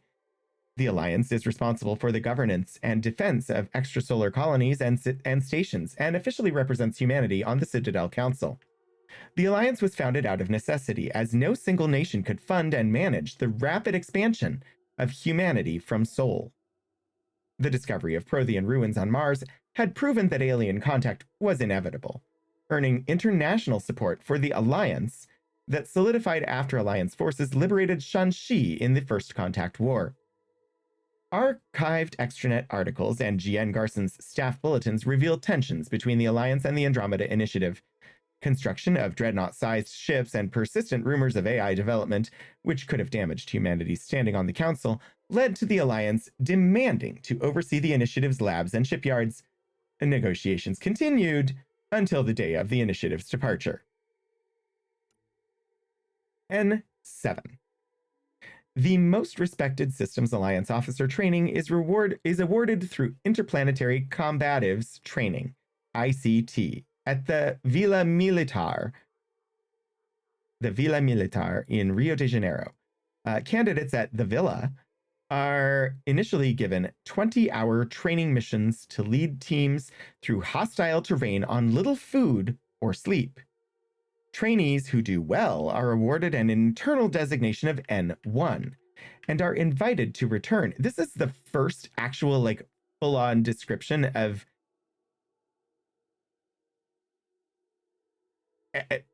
N7 training and the first mention of what levels N1 through N6 are. That wasn't in the trilogy.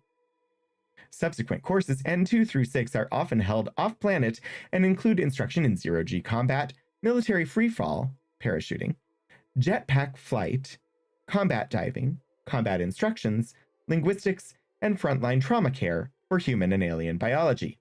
The highest grade of training, N6, provides actual combat experience in conflict zones throughout the galaxy.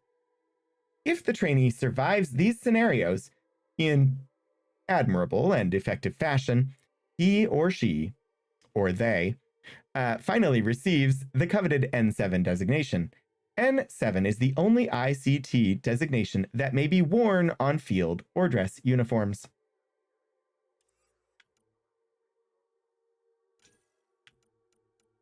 The Krogan homeworld, Tuchanka, is one of the harshest in the Milky Way, honing the Krogan into a physically powerful, aggressive, and adaptable species.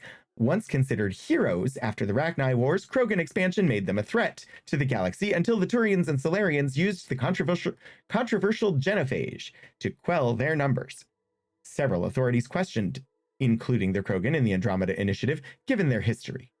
Invitations were extended to several clans, particularly those who did not take part in the Krogan rebellions, and their assistance eventually proved invaluable in building the Nexus.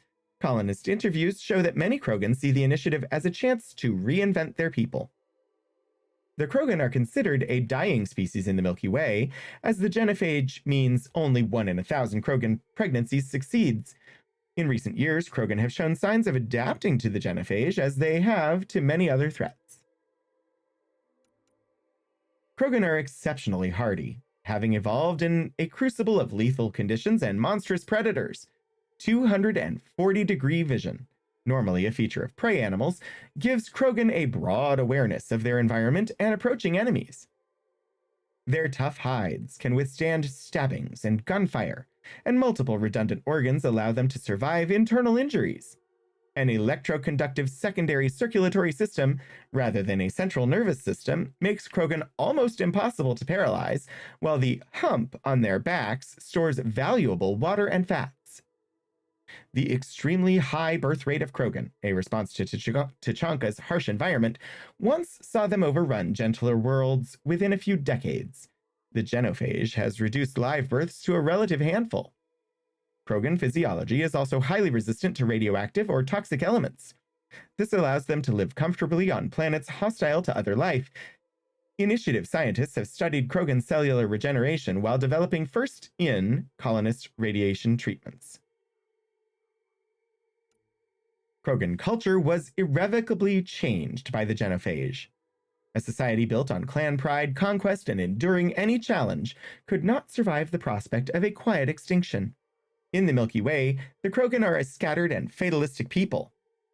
Believing the genophage will never be cured, many subscribe to the idea of kill, pillage, and be selfish, for tomorrow we die. Krogan who don't become wandering mercenaries often live within clans with histories that stretch back thousands of years. Others organize under the banner of a single warlord into a krant of like-minded warriors. The history and traditions of a Krogan clan are maintained by respected shamans who prove their worth through grueling and secretive initiations. Female Krogan capable of producing offspring are valuable commodities. Most females live in separate camps, where they raise children until they are old enough to face Tuchanka's dangers. A degree in Krogan history was apparently once a joke in academic circles. But excavations on Tuchanka show that ancient Krogan had a thriving and impressive civilization. Unfortunately, their technological advances ran afoul of Krogan aggressive instincts. Once the Krogan entered the Atomic Age, they didn't hesitate to deploy nuclear weapons on Tuchanka, devastating the surface and reducing their people to scattered warring bands. The Solarians technologically and culturally uplifted the Krogan, in return for their service against the Rachni who were terrorizing Citadel space. Capable of surviving the harsh environments the Rachni preferred, Krogan units drove the Rachni to extinction and were hailed as heroes. They were granted gentler worlds to colonize, but their rapid breeding meant the Krogan soon overran them and threatened neighboring species. The resulting Krogan rebellions lasted almost a century, until the Turians deployed the genophage bioweapon. Unable to breed reinforcements, the Krogan people fell into decline. Next up, the Solarians.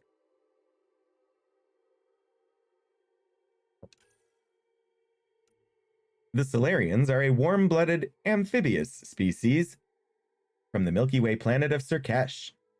Naturally fast metabolisms mean that Solarians live intense but short lives of less than 40 years. Their quick intellect and photographic memory make them gifted scientists and engineers, and the Solarian Union is renowned for its technological advances as well as its secrecy and intelligence gathering. Tension between Solarians and the Krogan has lingered for centuries. Solarian scientists were responsible for creating the genophage that devastated the Krogan population and ended the Krogan rebellions. Almost 90% of the Solarian species is male. Political power is centered in Dalatrasses, rare Solarian females who negotiate the fertilization of eggs and the strategic alliances that result. Many Solarian females chose to join the Andromeda Initiative as civilians, a significant break in Solarian tradition. Solarians are renowned for their high-speed metabolism, allowing them to function on 1 hour of sleep a day. I wish I could. Compared to most species, Solarians think and act quickly, processing both emotional and biochemical changes at a rapid pace. A Solarian workday traditionally accommodates 5 or 6 small, high-protein meals to match. However, Solarians also have a comparatively short lifespan of roughly 40 years. Solarians are haplodiploid, egg-laying amphibians. Unfertilized eggs hatch males. Fertilized eggs hatch females. A Solarian female typically lays a clutch of dozens of eggs once a year in environmentally controlled hatching pools. Once hatched, young Solarians imprint on their parents, ensuring dynastic loyalty through generations. Their large families were a contributing factor to the Solarians developing photographic memories, enabling them to recognize hundreds of relatives. Solarians rarely forget a fact, face, or grudge. A popular saying suggests, making a Solarian enemy in the morning makes 1,000 by evening. In the Milky Way, the Solarian Union is dominated by the rare Solarian females known as Dalatrasses, who negotiate the complex web of Solarian politics on behalf of the regions they govern. Solarians belong to vast clans whose interrelation and current political status must be painstakingly tracked. Clans are divided into concentric circles of relatives. The closest are in the first circle, which may be up to 100 members, and circles increase exponentially outward. This is considered confusing by other organic species, though it is mathematically straightforward. Solarians do not have a concept of romantic love. The fertilization of eggs is a political act. since the lineage of any resulting females has a strong impact on society, and only occurs after months or even years of negotiations. Multiple Solarian females opted to join the Andromeda Initiative as civilians. Renegotiation of a dozen political dynasties in the Solarian Union was ongoing when we departed. The fortunes of Solarian political dynasties dominate their early history. Most students require VI assistance to trace the complex interplay of trade wars, intrigues, assassinations, joint scientific discoveries, and treaties that created the current political climate. Some of the most famous, such as the 10 Traders' War, have been immortalized in long-running extranet dramas. The Solarians were the second species to discover the Citadel space station that serves as the political heart of the Milky Way, making first contact with the Asari and becoming founding members of the Citadel Council. Their intelligence gathering proved vital during the Krogan rebellions, and later led to the creation of the genophage bioweapon intended as a deterrent. Its deployment by the Turians remains controversial to this day. The Solarian STG Special Tasks Group has played a secretive but vital role in galactic history, specializing in information gathering and covert missions. It's believed that STG operators have ended several wars before they began. Turians. Renowned as men of action, the Turians have a militaristic culture revolving around public service. Turians earned their place in galactic society after their actions in ending the Krogan rebellions. They subsequently served as the peacekeeping arm of the Citadel Council and commanded the largest fleet in the Milky Way. Turian society once relied on client species like the Volus to build their economy and trade. In the Andromeda Initiative, the military training all Turians undergo allows them to fill many vital civic and security roles, but many have also enrolled for entrepreneurial or diplomatic training to be better-rounded colonists. Galactic events and their military doctrine have left lingering resentments between Turians and some species. The Turians were responsible for deploying the genophage against the Krogan, and misunderstandings with humans led to the First Contact War, though humans and Turians have since become cordial, if not close allies. Turians evolved on Palaven, a Milky Way world with a weak magnetic field that leaves it vulnerable to solar radiation. Most life on Palaven has a protective, metal-rich exoskeleton as a natural defense. The thick plate-like skin of a Turian protects her against some long-term radiation, but does not defend against projectiles or energy weapons.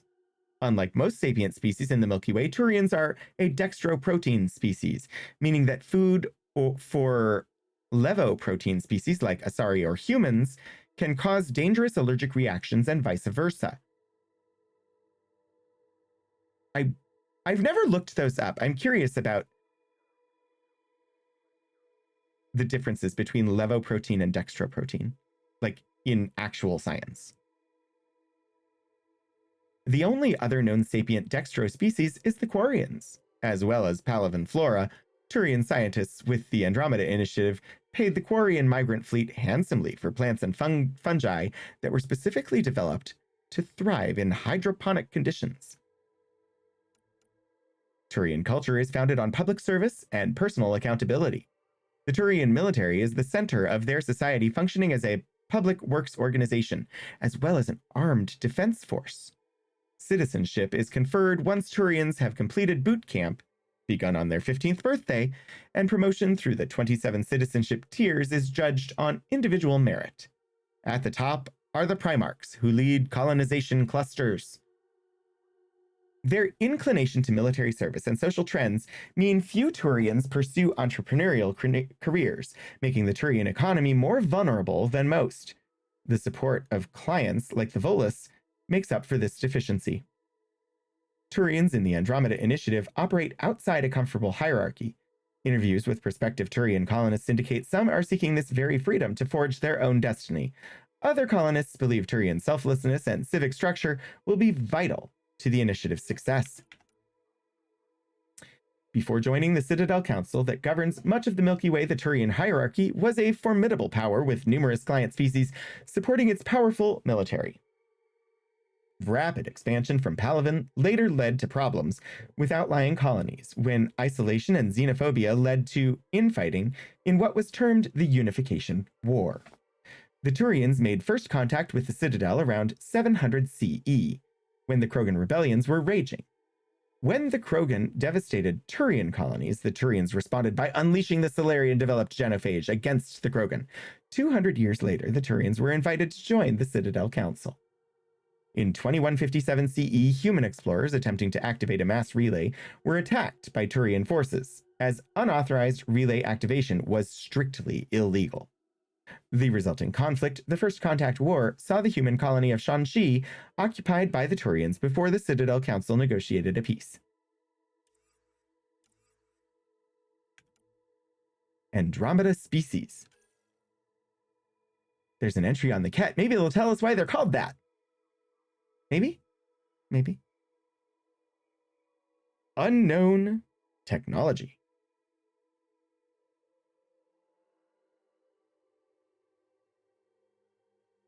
On arrival in the Helios cluster, ground teams have cited strange structures and technology in multiple locations.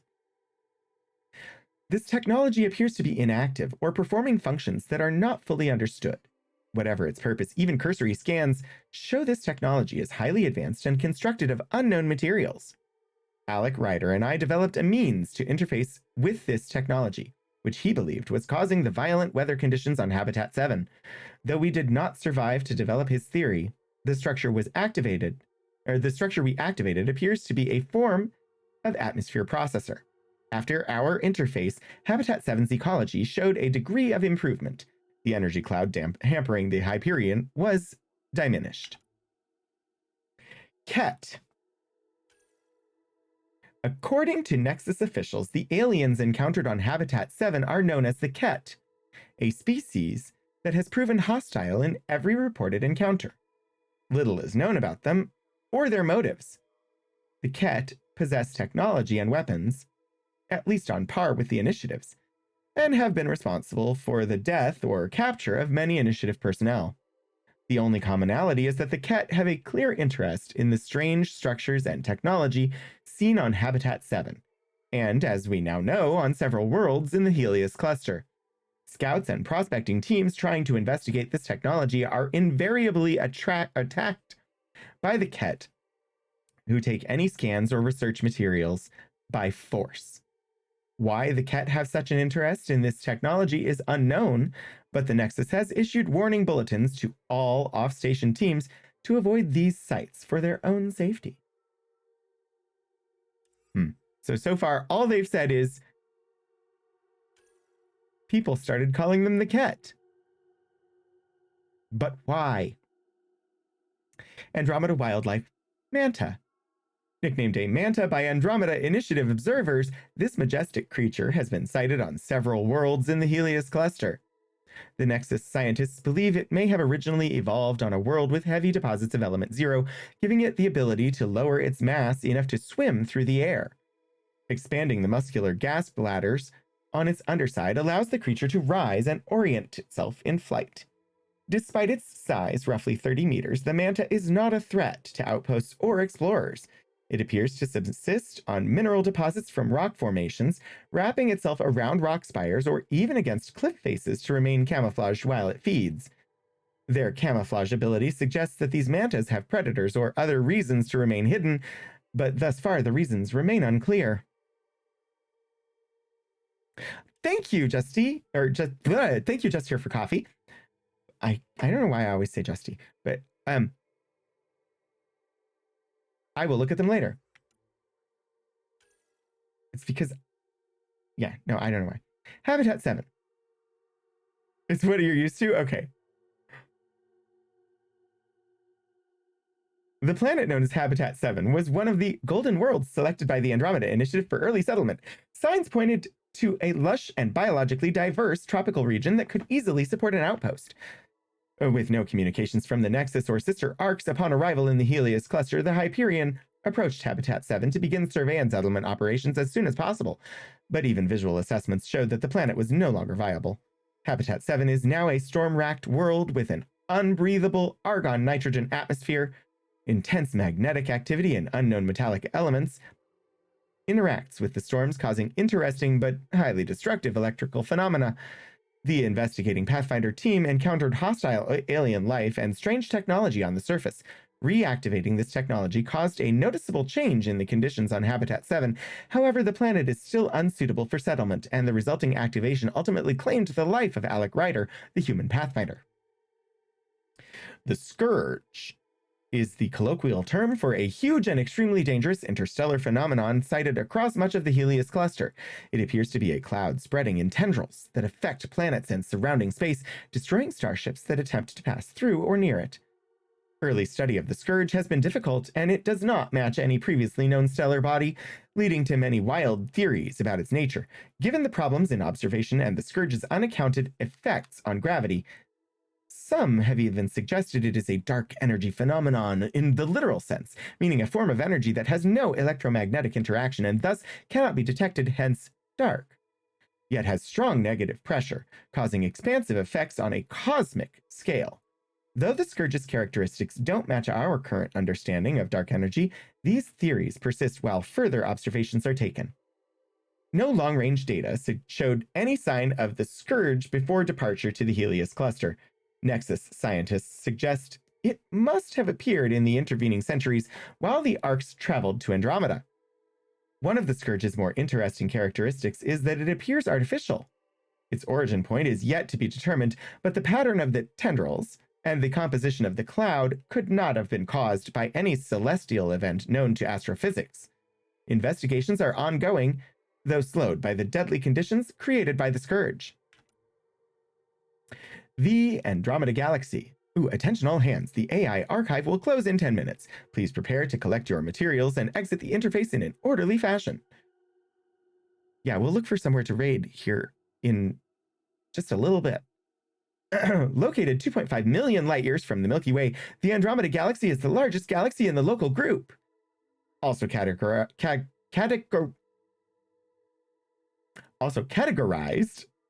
as M31, Andromeda is a spiral galaxy roughly 220,000 light years in diameter, containing approximately 1 trillion stars compared to the Milky Way's 300 billion.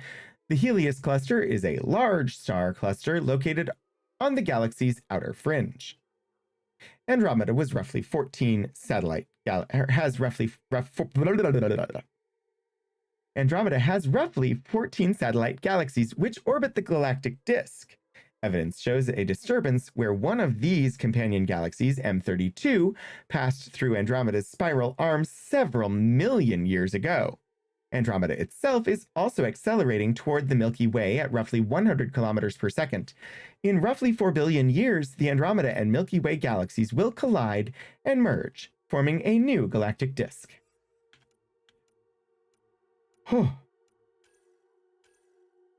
Planetary surveying and especially planetary surveying, especially for potential settlement, involves meticulous scanning. However, there has been little pressure to improve planetary scanners. In its search for a better solution for its pathfinders, the Andromeda Initiative began with hardware salvaged from Geth platforms and software developed by the Solarian STG. With artificial intelligence support, Initiative scientists developed a fast, accurate sampling system codenamed Panoptes, linking it to the quantum computing power of an AI, which can produce multiple analyses and predictive models in seconds. They created an Omni-tool mounted scanner that completes accurate surveys in moments instead of weeks. For typical scanning, the Panoptes system uses a transmitted accelerator mass spectrometer, TRAMS. This creates a snapshot of an object's components, atomic weight, and radioactivity, and allows me to produce a more in-depth analysis. For biological materials, the Panoptes system switches to an electrospray ionization system, so plants or animals can be scanned without causing radiation damage. I'm actually going to stop reading things for the moment because I'm tripping over my tongue again. I wanted to get through the planets and species today, and we did. So I've done that. I'm gonna skip these for now. Let's look at skills real quick.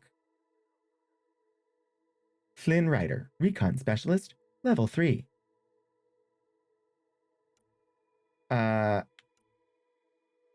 Let's go into biotics. Pull is good. Throw is good. Let's see. Barrier.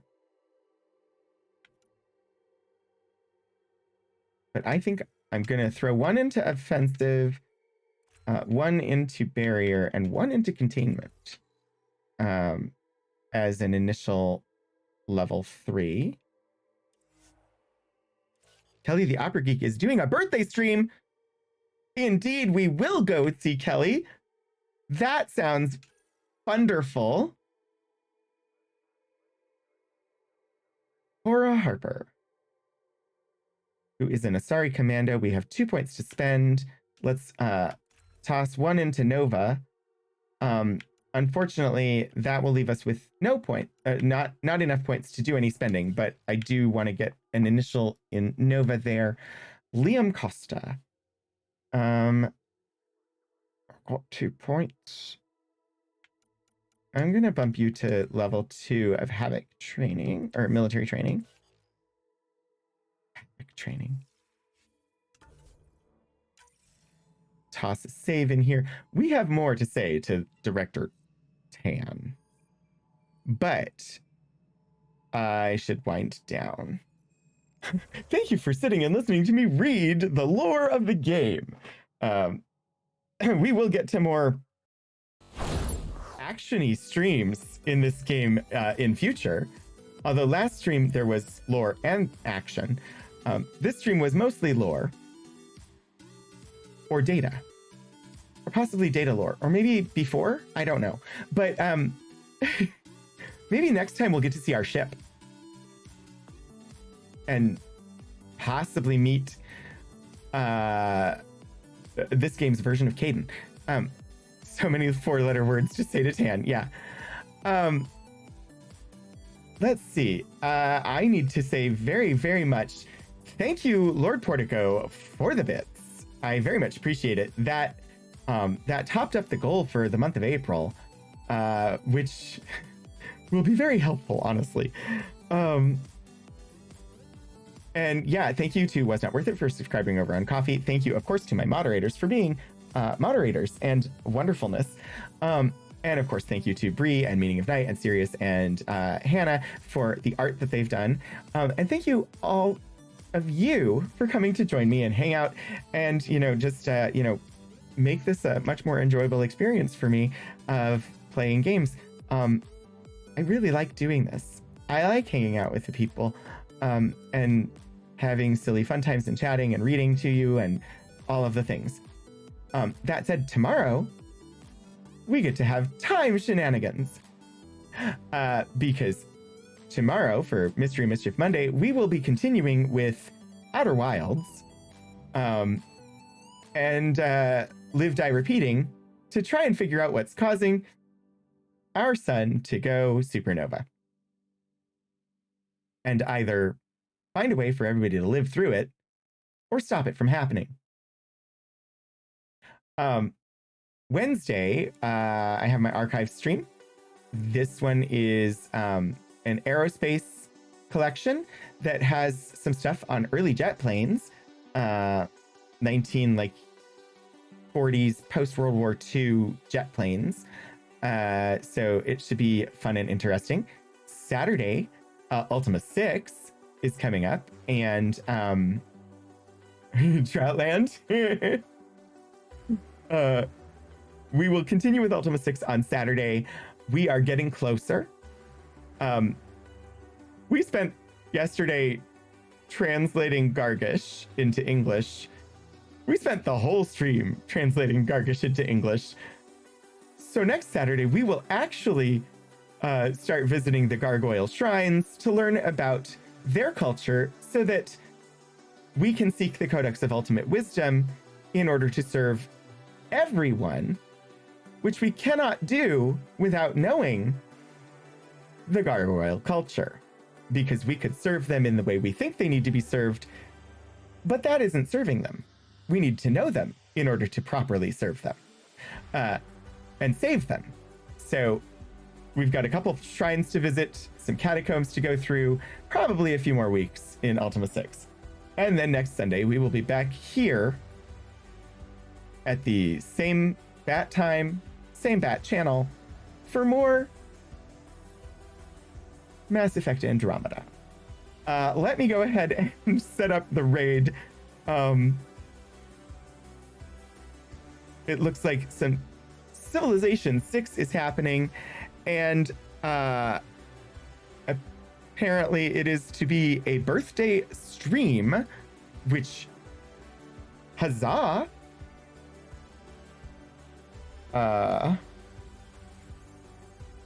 Is it just the Opera Geek? Yeah.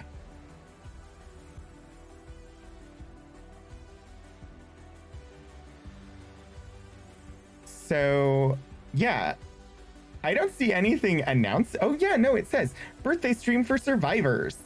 For survivors. Anyway, be celebratory when you arrive over there. My raid call is #Rogue Raid. And if you're a subscriber, feel free to do #Rogue Raid with the Chaos emote. If you're a non-subscriber, I recommend the Twitch Raid emote, which is a lovely missile with rainbow flames coming out its butt end. So they are there and you can copy and paste them if you like.